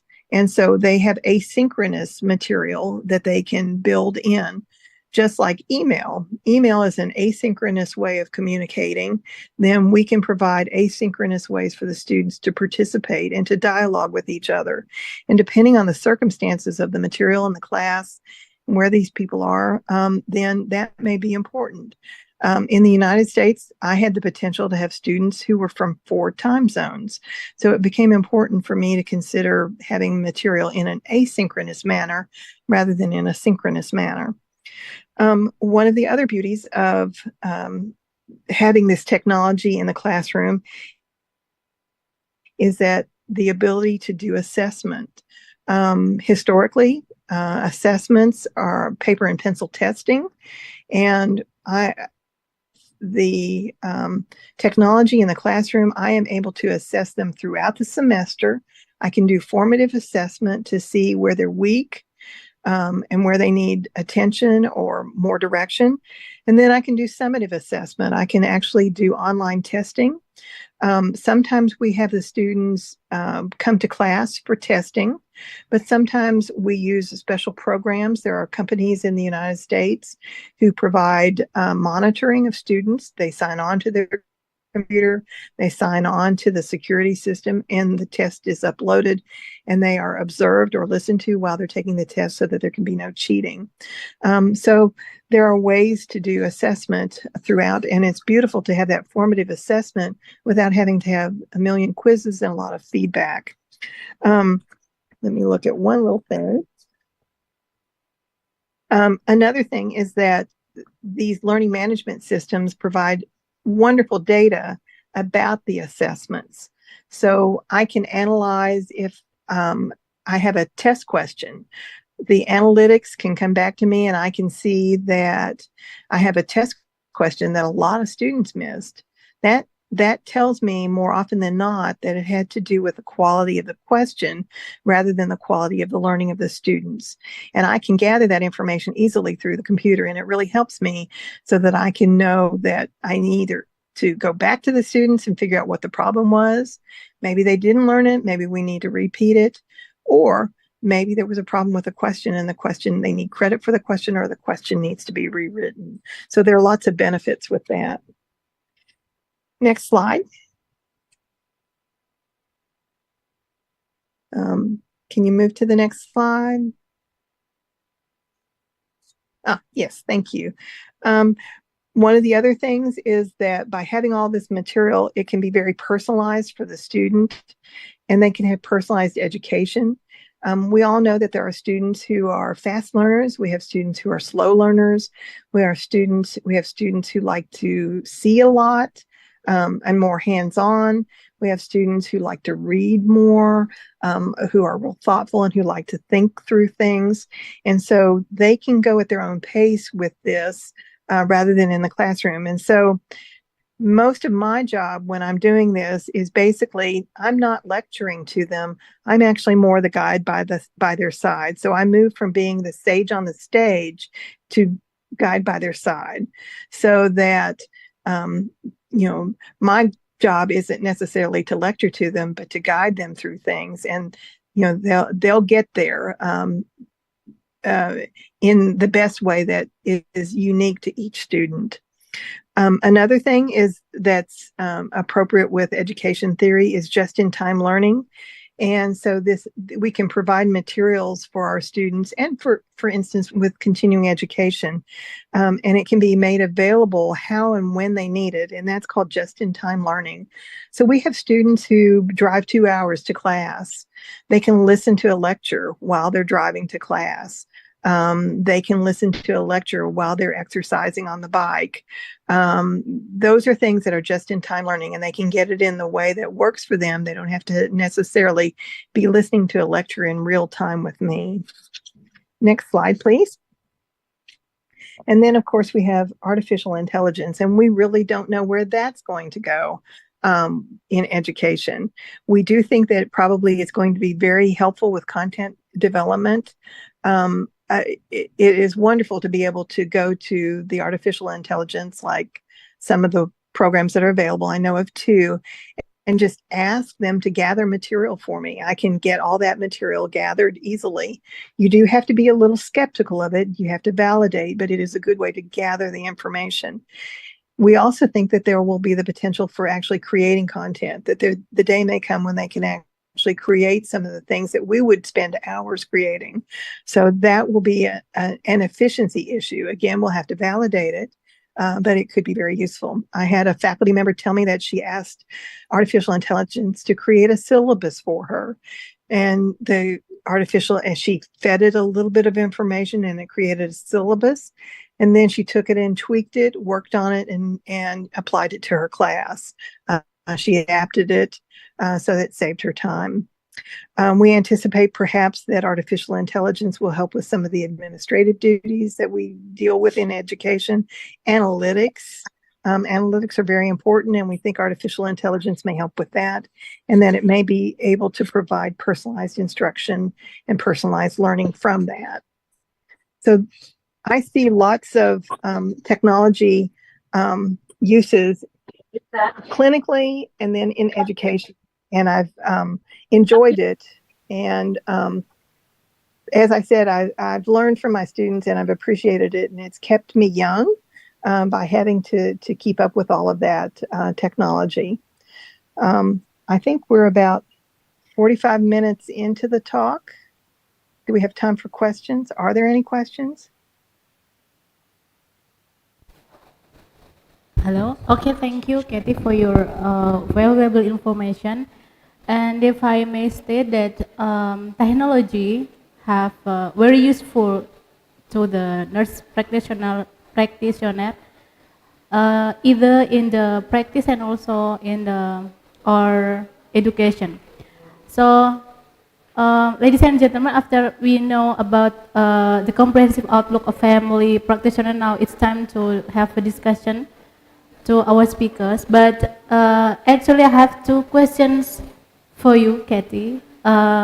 Since we have no idea whether or not the family nurse practitioner in Indonesia and in USA has a maybe different role or maybe different policies. My question is first, what is the criteria or competency that should be made by the nurses to become the family nurse practitioner?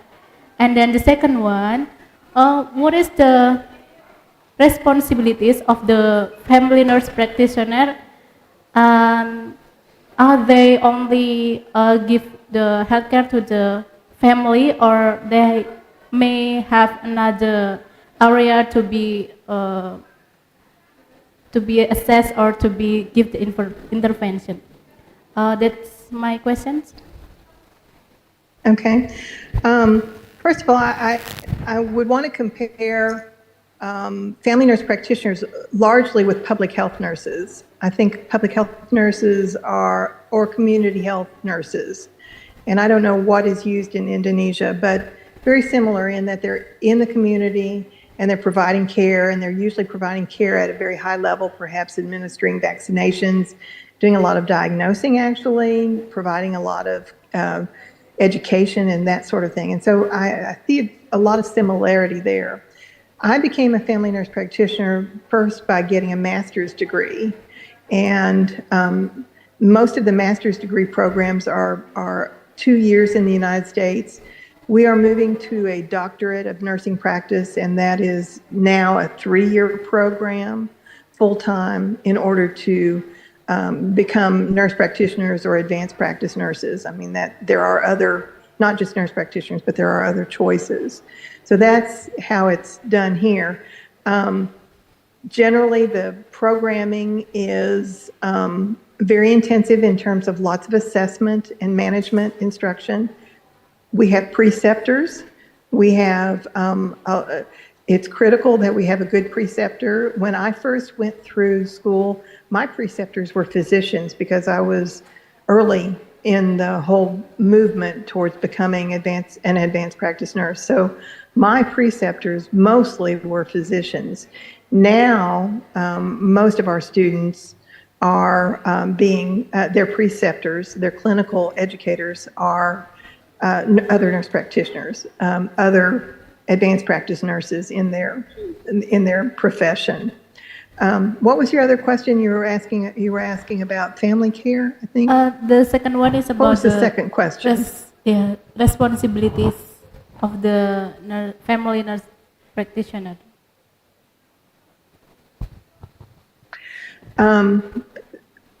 We feel that we are solely responsible for the care that we provide to our patients. So we take full responsibility for the care that is within our scope of practice. So it's largely defined by our scope of practice, but what care we provide within that scope of practice, we take responsibility for it. So for instance, I had patients who never saw a physician. They only saw me.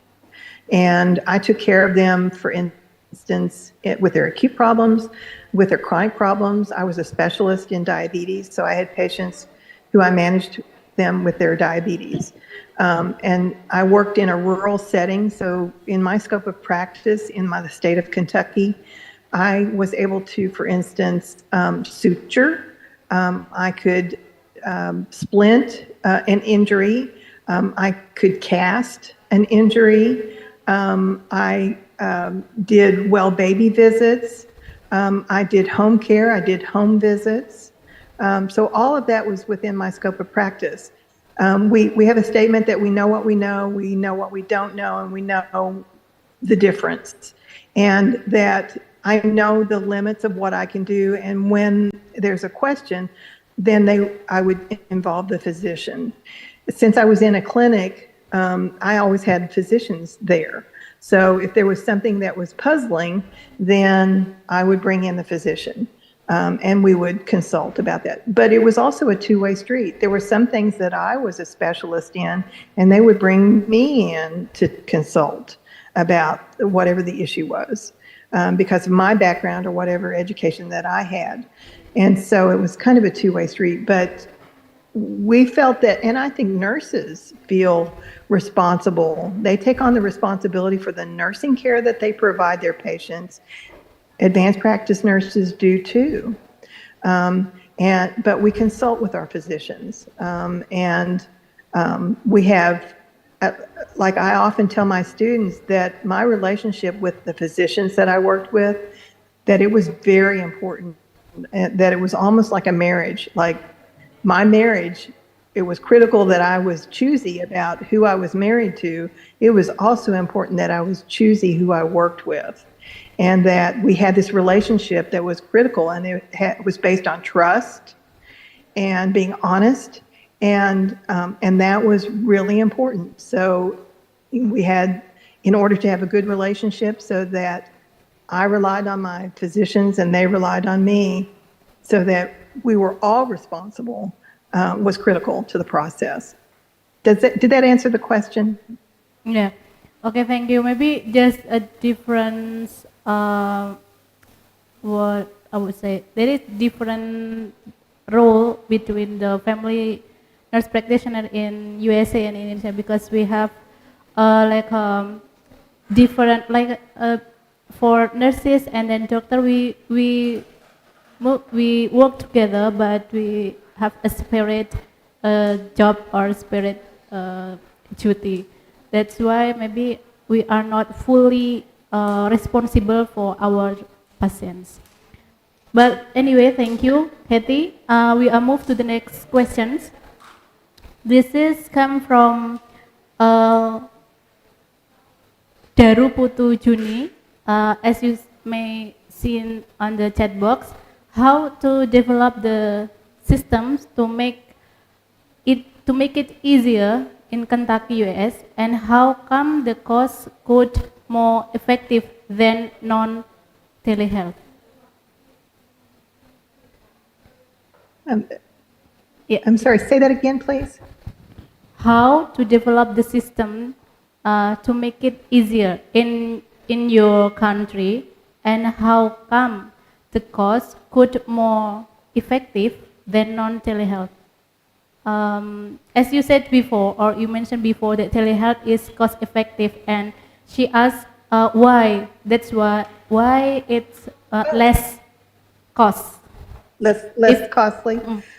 Well, when you think about it, if I have if I am providing telehealth with a patient, it's pretty much me, the provider, and the patient. Patient didn't have to drive anywhere. I don't have to drive anywhere. I can do this from my computer at home. There isn't nursing staff or a building that is needed. So a lot of healthcare can be provided in that manner. There can be efficiencies, for instance, in that if a patient has a problem, it can be diagnosed quicker. If you have patients who are very reluctant to get in to be seen, then it's very cost effective. Like I live in a rural state and we have patients who don't want to drive hours and hours to a provider.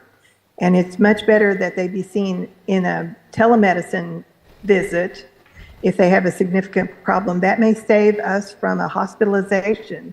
That may save them from costly care down the road if I can figure out what the problem is. Like I use the example of heart failure.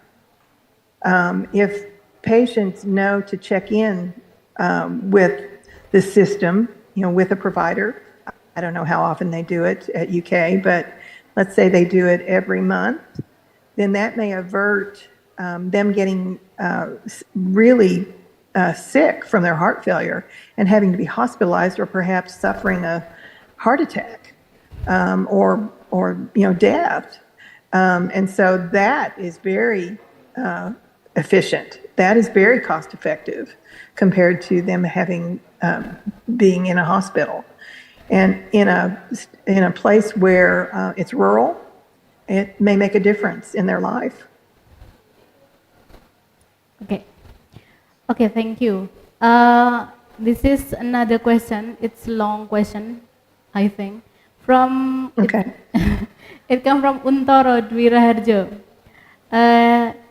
He asked, as Indonesia has just started a massive health system transformation since 2022, and ICT in healthcare has become a hype. I believe that nurses play a significant role in the success of this program. However, we currently lack specific explanation about nursing practice or competencies in digital health. in the United States, is nursing practice a concern in health regulations? The first question. If yeah, could you tell us about the governance support for nursing practice in digital health? The agencies that give us the criteria, some input from government, but largely input from nursing organizations, basically tell us that we need to teach digital health. And so we specifically have it, offer it as part of our coursework. Most of the time, the students are way ahead of us as far as understanding computers. They're usually a step ahead of the faculty in that. But so for instance, like my nurse practitioner program, we actually have a course in digital health, and it's to teach them about what's important about the systems and digital health. We actually most hospitals have specialists, nurses who are specialists in digital health, and they are responsible for teaching their nurses how to work with their systems, how to improve, how to be efficient. And some of that is government funded, some of that is hospital funded. So there's a lot of support for that. I know when I first started, there was a big learning curve, but it's gotten easier now that we're all doing it. At first it's hard, but there's been a lot of input from our hospitals and from the government to help with that. And then we have nurses that's what they do. And like, for instance, I mentioned about the tech teams who support us with the electronic health records. A lot of times those are nurses, because they understand what you're having to try to document. They understand what you're trying to figure out. And so they definitely need that input. Yeah, maybe the problem... Does that answer the question? Yeah. The last question comes from Isti. How to encourage the patients in joining support group with your application software and telehealth? Is there any performance changings in patient before and after joining the program? How to encourage... I'm sorry, say that again. Could you repeat again? Say that again, please. I'm sorry. Okay. How you encourage the patients to joining the program, like a application or telehealth, and is there any differences about their behavior or knowledge before and after joining the program? You mean, am I correct in understanding that the question is, how do I get patients to participate in telehealth? Can you repeat again? Is that the question? How do I get patients to be interested in telehealth? No. The one that come from Isti. On your chat box, maybe you can check. Oh, okay. Let me look.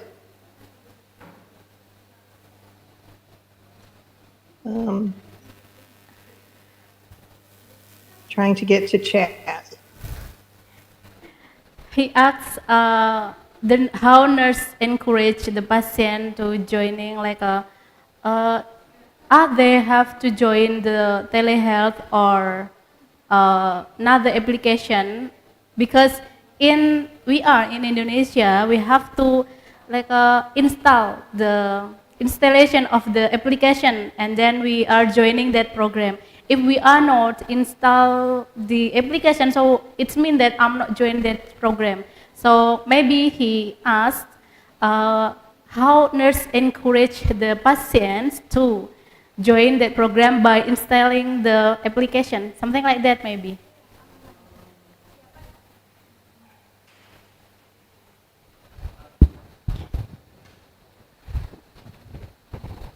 Do you get it, Kathy? And I'm trying to find it in the chat.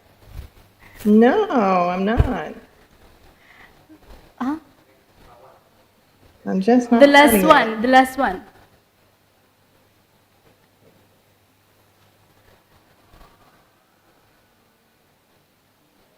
I'm trying, sorry. Oh, okay, let's see. Isti, yeah. They're asking how can they cooperate with me in future research?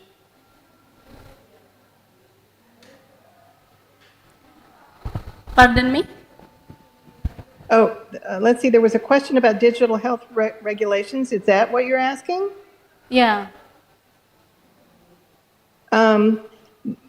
Each state has regulations about who can practice within each state. And so we have regulations that pertain to the fact that I have to have a nursing license in order to participate with telehealth in a state if I have a patient there. It's basically the regulations that provide me the ability to function as a nurse or a nurse practitioner, that I have a jurisdiction that I'm limited by. And because of that, if I'm going to be functioning in multiple jurisdictions, then I have to have a license in all of those jurisdictions. And so it's just like any other way that I practice, I have to have guardrails. And so those guardrails are provided to me by my state. And if, for instance, I don't participate in telehealth, but if I did, if I was in other states, then I would have to have a license in those states. For instance, if I had a patient in Indiana and I needed to prescribe a medication for that patient in Indiana, I would have to have an Indiana license to do that. Does that make sense? And that is just unique to the United States. Perhaps the jurisdictions that oversee nursing are larger in Indonesia. I don't know. I don't know where your regulations come from, but for us, it aligns with our scope of practice and our ability to practice. So it is a restriction that I have to abide by. And so telehealth has become a big business in the United States. And so there are agencies who do all that, who oversee that, and who, for instance, if I belonged with a system that did a lot of telehealth that crossed borders, they would see to it that I had my license in those states. And they would take care of that. And I would have to know the rules of those states or those jurisdictions. Like, for instance, there are some states where there are certain medications that I have to follow a certain way of prescribing, whereas that may not be how it is in my state. So I have to follow all the rules as if I physically lived in that other state where I'm prescribing that for that patient. So I have to be really good at understanding all the different rules of the jurisdictions. That may not be an issue in Indonesia if, for instance, the regulations that control that are at a higher level than they are here in the United States. Okay, how to encourage the patients in joining support group with your application software and telehealth. That would be that, for instance, if I have a patient who needs a mental health support group, then I, for instance, might seek out from their mental health provider, I think this patient needs a support group, and maybe that mental health provider runs a support group for that particular issue. So, for instance, there are support groups in the United States for every kind of illness, Alzheimer's, caretakers, diabetes, and all they have to do is they can do an online search and they can find a support group, or they can rely on their nurse or their physician or their other providers to find them a system to do that, that they can participate. And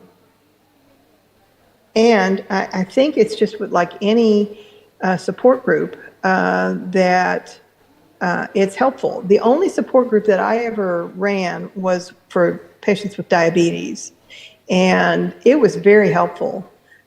What I wound up doing was, this was a support group that was done physically in my office. We were all gathered together, but I could imagine the same thing with telehealth.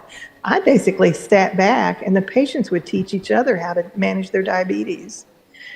There were patients who were very good at one area or another, and they would help each other, or they would help each other emotionally through what they were dealing with. You know, diabetes takes a very heavy toll on their emotions and how they have to do things, and so demanding about their structure of eating and their medications, and they need a lot of support, and so it was very useful.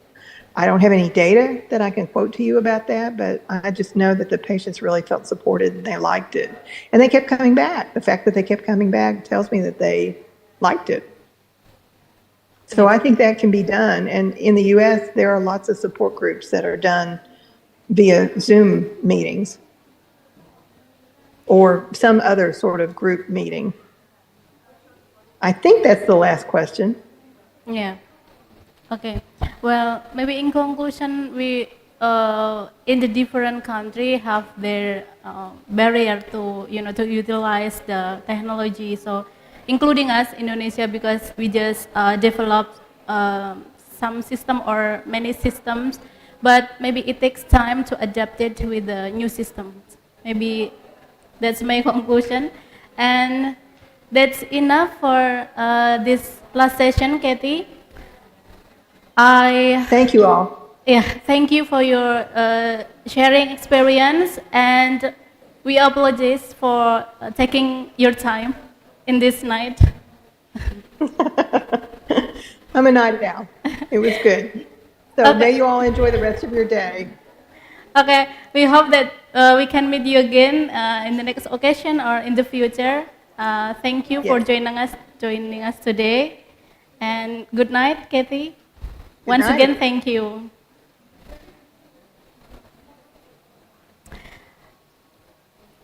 Okay, ladies and gentlemen, I would like to thanks to all speakers here today, Mr.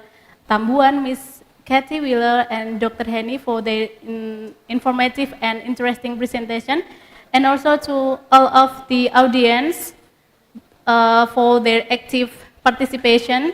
And I should remind you that we'll be see you again tomorrow for the second day of this conference. And on behalf of the committee, I sincerely apologize if there are any shortcomings. Thank you for your attention today. Wassalamualaikum warahmatullahi wabarakatuh. See you tomorrow.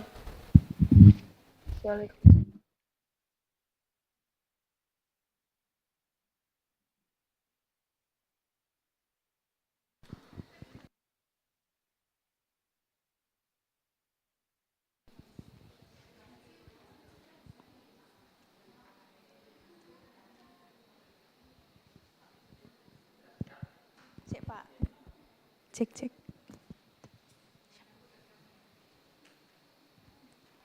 Thank you, Mrs. Dewi, for bringing us to a very productive session today.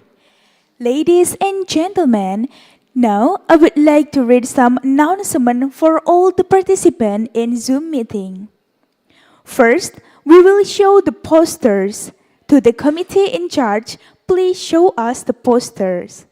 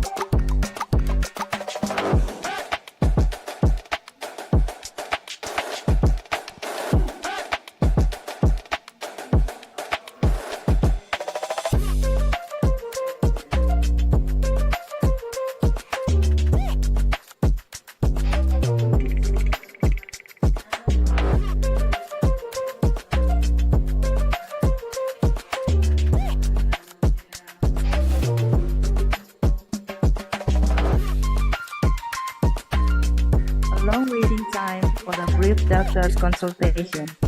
Is it worth the effort? By Muhammad Taufan Iskandar.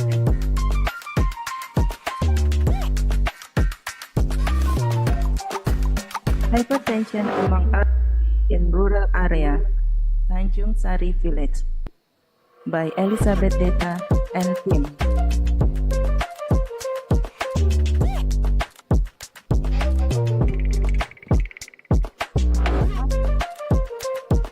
The influence of animation media on children's knowledge level about healthy snacks at SDN Banguntapan, by Christina Dias Utami and team. Online game addiction level in youth at SMAN 1 Kasihan Bantul, by Muhammad Rizky Farhan and team.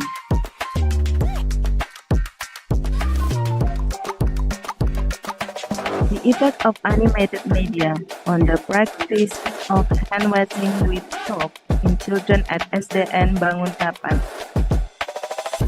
by Aulia Devi and team. How is the Emergency Severity Index (ASI) criteria method using in healthcare? A literature review, by Iputu Juni Andika and team.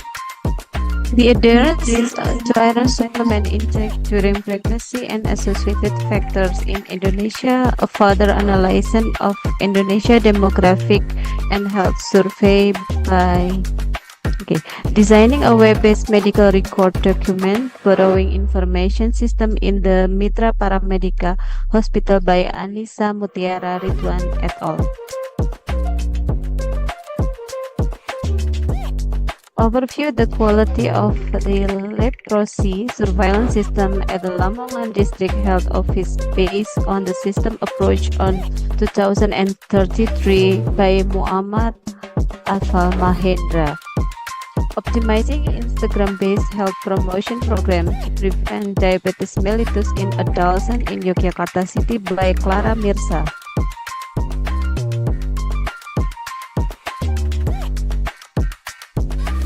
Index of nausea, vomiting, and retching among cancer patients with chemotherapy-induced nausea and vomiting by Ika Wuri Winahyusari et al. Implementation of electronic signature on electronic medical records at RSUD Kota Yogyakarta.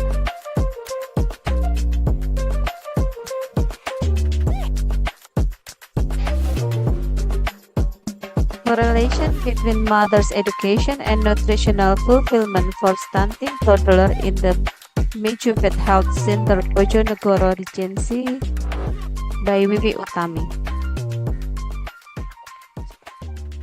The pilot study, Crocus sativus lineus and Clitori Tanatea for improving the elderly's quality of life and quality of sleep in Yogyakarta by Rizky Wahyu Hidayati. The effect of alternate nostril breathing exercise intervention on reducing blood pressure in patients with hypertension in the Dahlia Room of Yogyakarta Hospital by Juwita Novi Adriana.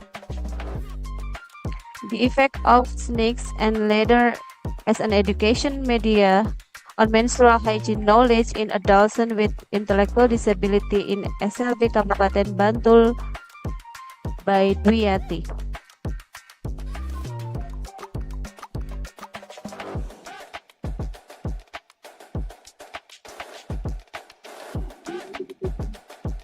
Perform analysis of pharmacy installation based on balanced scorecard. Caregiver burden on caregiver with chronic disease by Novita Nirmalasari and team.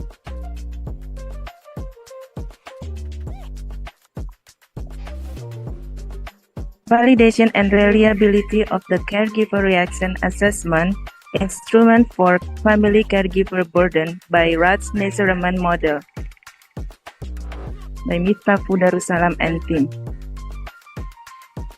The effect of lemon aromatherapy on adolescent anxiety on the occurrence of dysmenorrhea at the Islamic boarding school of Bin Baz Islamic Center by Dwiyati and team.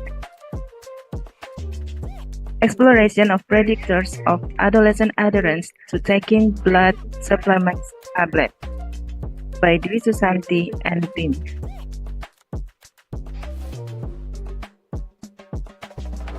Correlation between mother's parenting style and menstrual hygiene behavior in mentally disabled young women at SLD1 Bantul by Ayu Putri Kusumasari and team. Risk factor of child marriage in Tambak Rejo, Bojonegoro Regency by Sri Mulyani and team.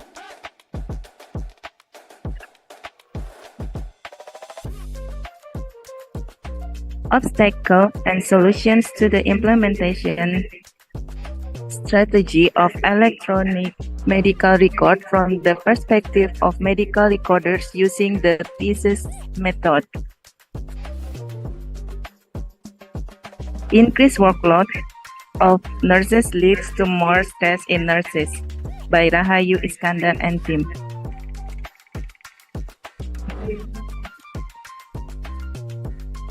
The effect of flashcard education on premarital sexual in adolescents by Latifa Susilowati and team. Peer social support and depression in university nursing students at Yogyakarta by Niki Intan Wahyu and friends. Self-efficacy and lifestyle of older people with hypertension by Mailela Galuh Sri Maharani and friends.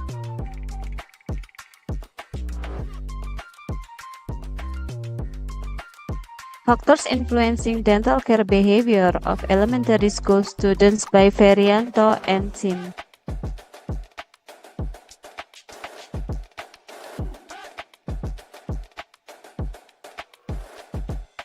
Participation in the COVID-19 vaccination HBM approach by Dealita Dwi Pertiwi Dewi Utari.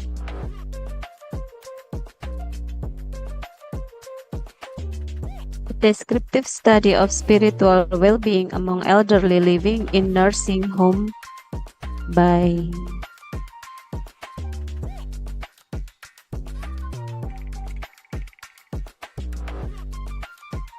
the behavior of menstrual hygiene management of adults and girls with mental disabilities in Yogyakarta, Indonesia by Masta Hutasoit and team.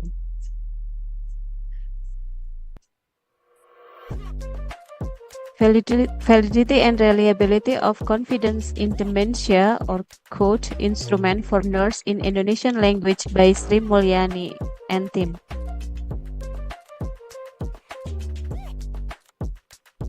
Phototherapy device for healing neonatal patient with hyperbilirubinemia by Solikah and team.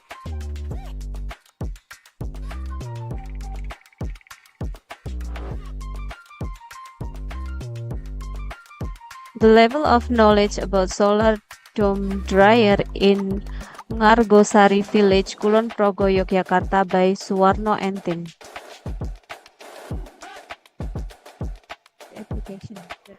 Benefit of saffrons on reducing anxiety symptoms among nursing students by Retno Sumiarini and team.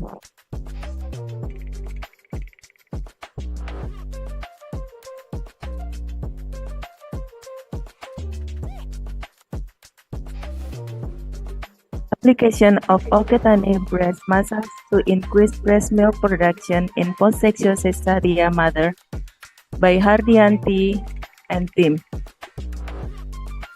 Prevalence of cataract in adults in Kawidule Village, Kauditan District, North Sulawesi by Herlina and team.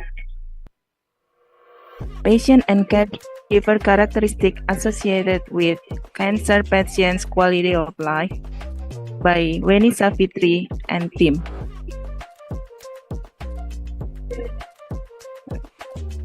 Mindfulness program to improve the quality of life and post-pandemic religious coping in the elderly at the Tresna Wreda Social Parental Yogyakarta Attitude of Mothers in Temple Rejo Village, Dragon Regency by Alisa Rizky, Maulidia, and team. Model for Development and Validation of Anxiety and Depression Questionnaire for Family Caregiver and Cancer Survivor by Solika, and team. A qualitative study of the characteristic of the causes of stunting in the village by Tias Ning and team.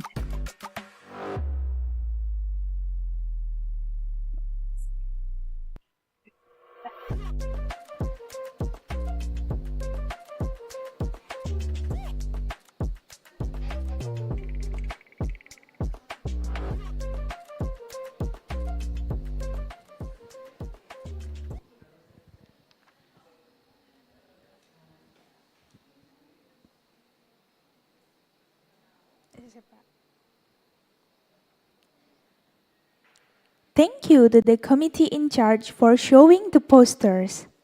Second, we will hear the presentation for the sponsorship. Now, I would like to invite PT Yakult as a sponsorship to give a presentation. Dear PT Yakult, now time is yours.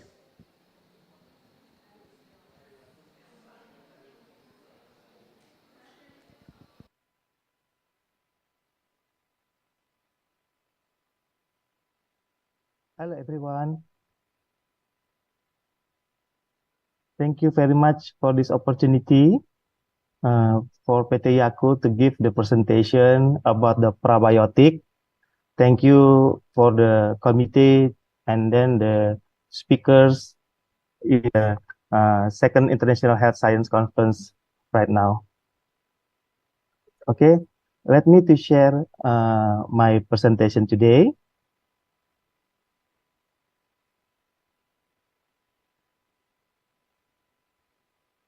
Okay. Okay, have you seen my slide? Okay, thank you very much. My presentation today, the role of the probiotic for the health. But firstly, let me introduce myself. My name is Pak Mangasa Siregar, or you can call me Pak Asa. Don't call me Pak Yakul if you see me. Okay, I'm a supervisor PR Science at PT Indonesia Persada Jakarta. Okay, the agenda right now, the firstly got microbiota, and the second one, the probiotics, and the third one, benefits of LCS for gastrointestinal and cancer, and fourth, the closing remarks. Okay, firstly, I want to give you about the background of the Yakult. In the Japan in 1920, it's not prosperous country. Many people have diarrhea, dysentery, and die during prolonged war. That's why the young people, Minoru Shirota, entering the Kyoto Imperial University, the Faculty of Medicine, and in 1921. And then in 1930, he want to searching what the bacteria can give the preventive medicine for the diarrhea and the gastrointestinal disease. And then he found the Lactobacillus casei Shirota strain in the 1930. And then he developed the fermented milk. We can call it the Yakult. Okay. He had a vision from the Russian immunologist that received Nobel Prizes laureate in 1908, Eli Mechnikov, that see the people of the Bulgaria had a good intestine, have a long lifespan, maybe 100 years, because the intestine is very good, and then they have a habit drinking yogurt. That's why Hippocrates, the father of the medicine, that very, very true, said that all diseases begins in the gut. Okay, the gastrointestinal tract, we can say that the majority of cell in our human body, 37 trillion, but the mostly is the 100 trillion are the bacteria in our intestine, mostly location in the large intestine. so many gut bacteria in our colon. And then we can divide it in for three groups: beneficial bacteria, and the secondly natural bacteria, and the thirdly a harmful bacteria. The natural bacteria had a 50%. That's the mostly the most huge bacteria in our intestine. So if we cannot eat had a safety food, or not healthy, and then not clean, the natural bacteria become the harmful bacteria. That's why we must to keep the balance or normal biosis in our intestine, the gut microbiota. Okay, the dysbiosis can be we can maybe have experience if we can keep the unbalanced diet, and then we had a severe stress, aging. We cannot we can we cannot solve this, because aging is the we all of the human had aging. And then antibiotic, infection, can be a diarrhea, allergy, IBD, obesity, cancer. That's why we need eat healthy food, and then eat or drink probiotics. Remember the FAO and WHO 2002, probiotic are live microorganisms which, when administered in adequate amount, confer a health on the host. And then the mostly popular probiotic are Yakult. And you can see in here, Yakult, no preservative, no coloring in there, and then no stabilizer, because we must keep the life of the 6.5 billion lactobacillus casei serta strain. For what? For our health. But the bacteria must be live. We can see the LCS detected alive in the stool from the healthy people who drink beverage L. casei serta strain every day. We can see in Thailand, we can see from the Tieng Rim had 20 healthy Thai adults drink Yakult, and then we can see and analyze before and after intake. Yeah, still alive the LCS. And then in China, the Wang and et al. 25 Chinese adults drank Yakult, and then we analyze before and after intake the bacteria alive too. And then in Indonesia, Professor Utami from Gajah Mada University, Yogyakarta, see that 26 healthy Indonesian adults drank a beverage Yakult for 10 days, and the LCS in the stool was analyzed before and intake, and still alive too, the bacteria. Because if the bacteria get alive in our colon, can produce lactic acid bacteria, and then prevent or restore the dysbiosis, and then can stimulate organic acid production that regulate gut peristalsis and improvement constipation or diarrhea. And then the secondly, can modulate immune response to prevention of infection, and then reduction of the cancer risk. And then the third one, from via vagus nerve, can be the elevate the stress, abdominal pain after we stress. That's why it's very important to drink probiotic LCS every day. We can see in here, an easy way are to consume probiotic. Recent research has proven that consuming LCS regularly can reduce the risk of diarrhea. You can see in here, 1 until 5 years children in the India, the total is 3,700 people in Calcutta, India. We divide to the two groups, and one group took Yakult and another group take a placebo. And then 12 weeks, we can see that it's proven to prevent case of acute diarrhea until 14%. And then we can see in here in Japan, how the woman the age 40 until 55 years prove that consuming Yakult regularly reduced the onset breast cancer until 35%. And then in Germany, how the constipation very majority in the elderly in there can improve constipation for the elderly. 77% people elderly can be remission from the constipation. Because what? Because more than 70% immune system in our gut. That's why we must keep our gut is still healthy. We can see in here in the gut we know that had immunity. Fumiko Nagao et al. Object have object 9 people, 4 people male and 5 people female. 3 weeks drink Yakult every day, and then you can see natural killer cell activity can be arise. And then after not drink again from 3 weeks until 12 weeks, you can see can be arise, but slow down, and more slow down until the normal. Firstly drink Yakult. That's why we must keep Yakult every day in our storage, or we can drink every day 1 until 2 bottles. Because what? Because NK cell activation can be reduced the cancer with 2 ways. From the one, the immune modulation, because the activation NK cell from LCS and restore the immune system that attack the cancer cell, and then intestinal regulation that can improve the balance of microbiota. The bad bacteria can be reduced, and then reduce the carcinogenic and then the toxin in our colon.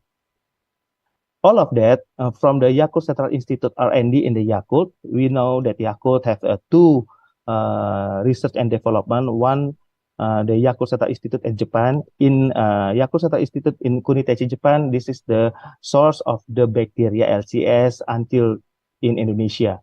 Yeah, 40 country from this institute, the bacteria delivered to the others country.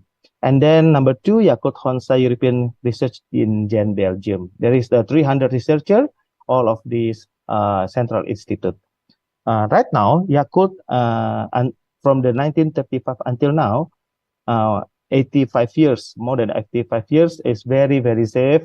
We don't have any adverse event, and then more than 300 clinical study for the LKC Sorota strain. It's very huge clinical study about how the benefit and then the safety of LKC Sorota strain.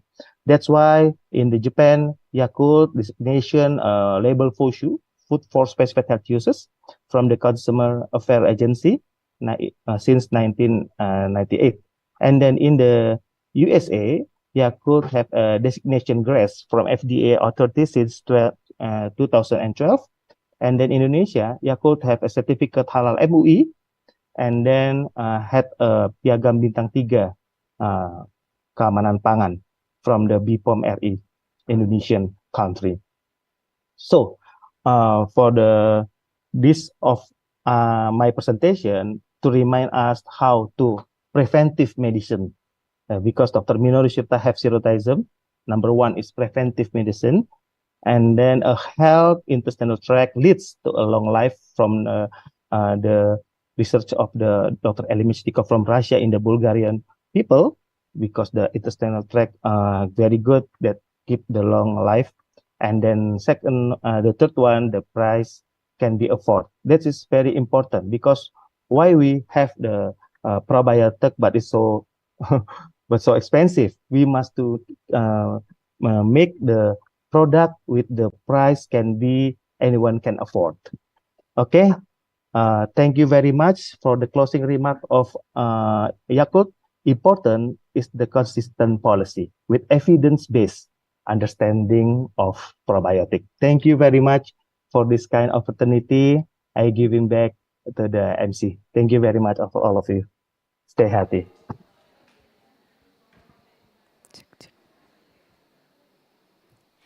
Thank you, PT Yakult, for the presentation.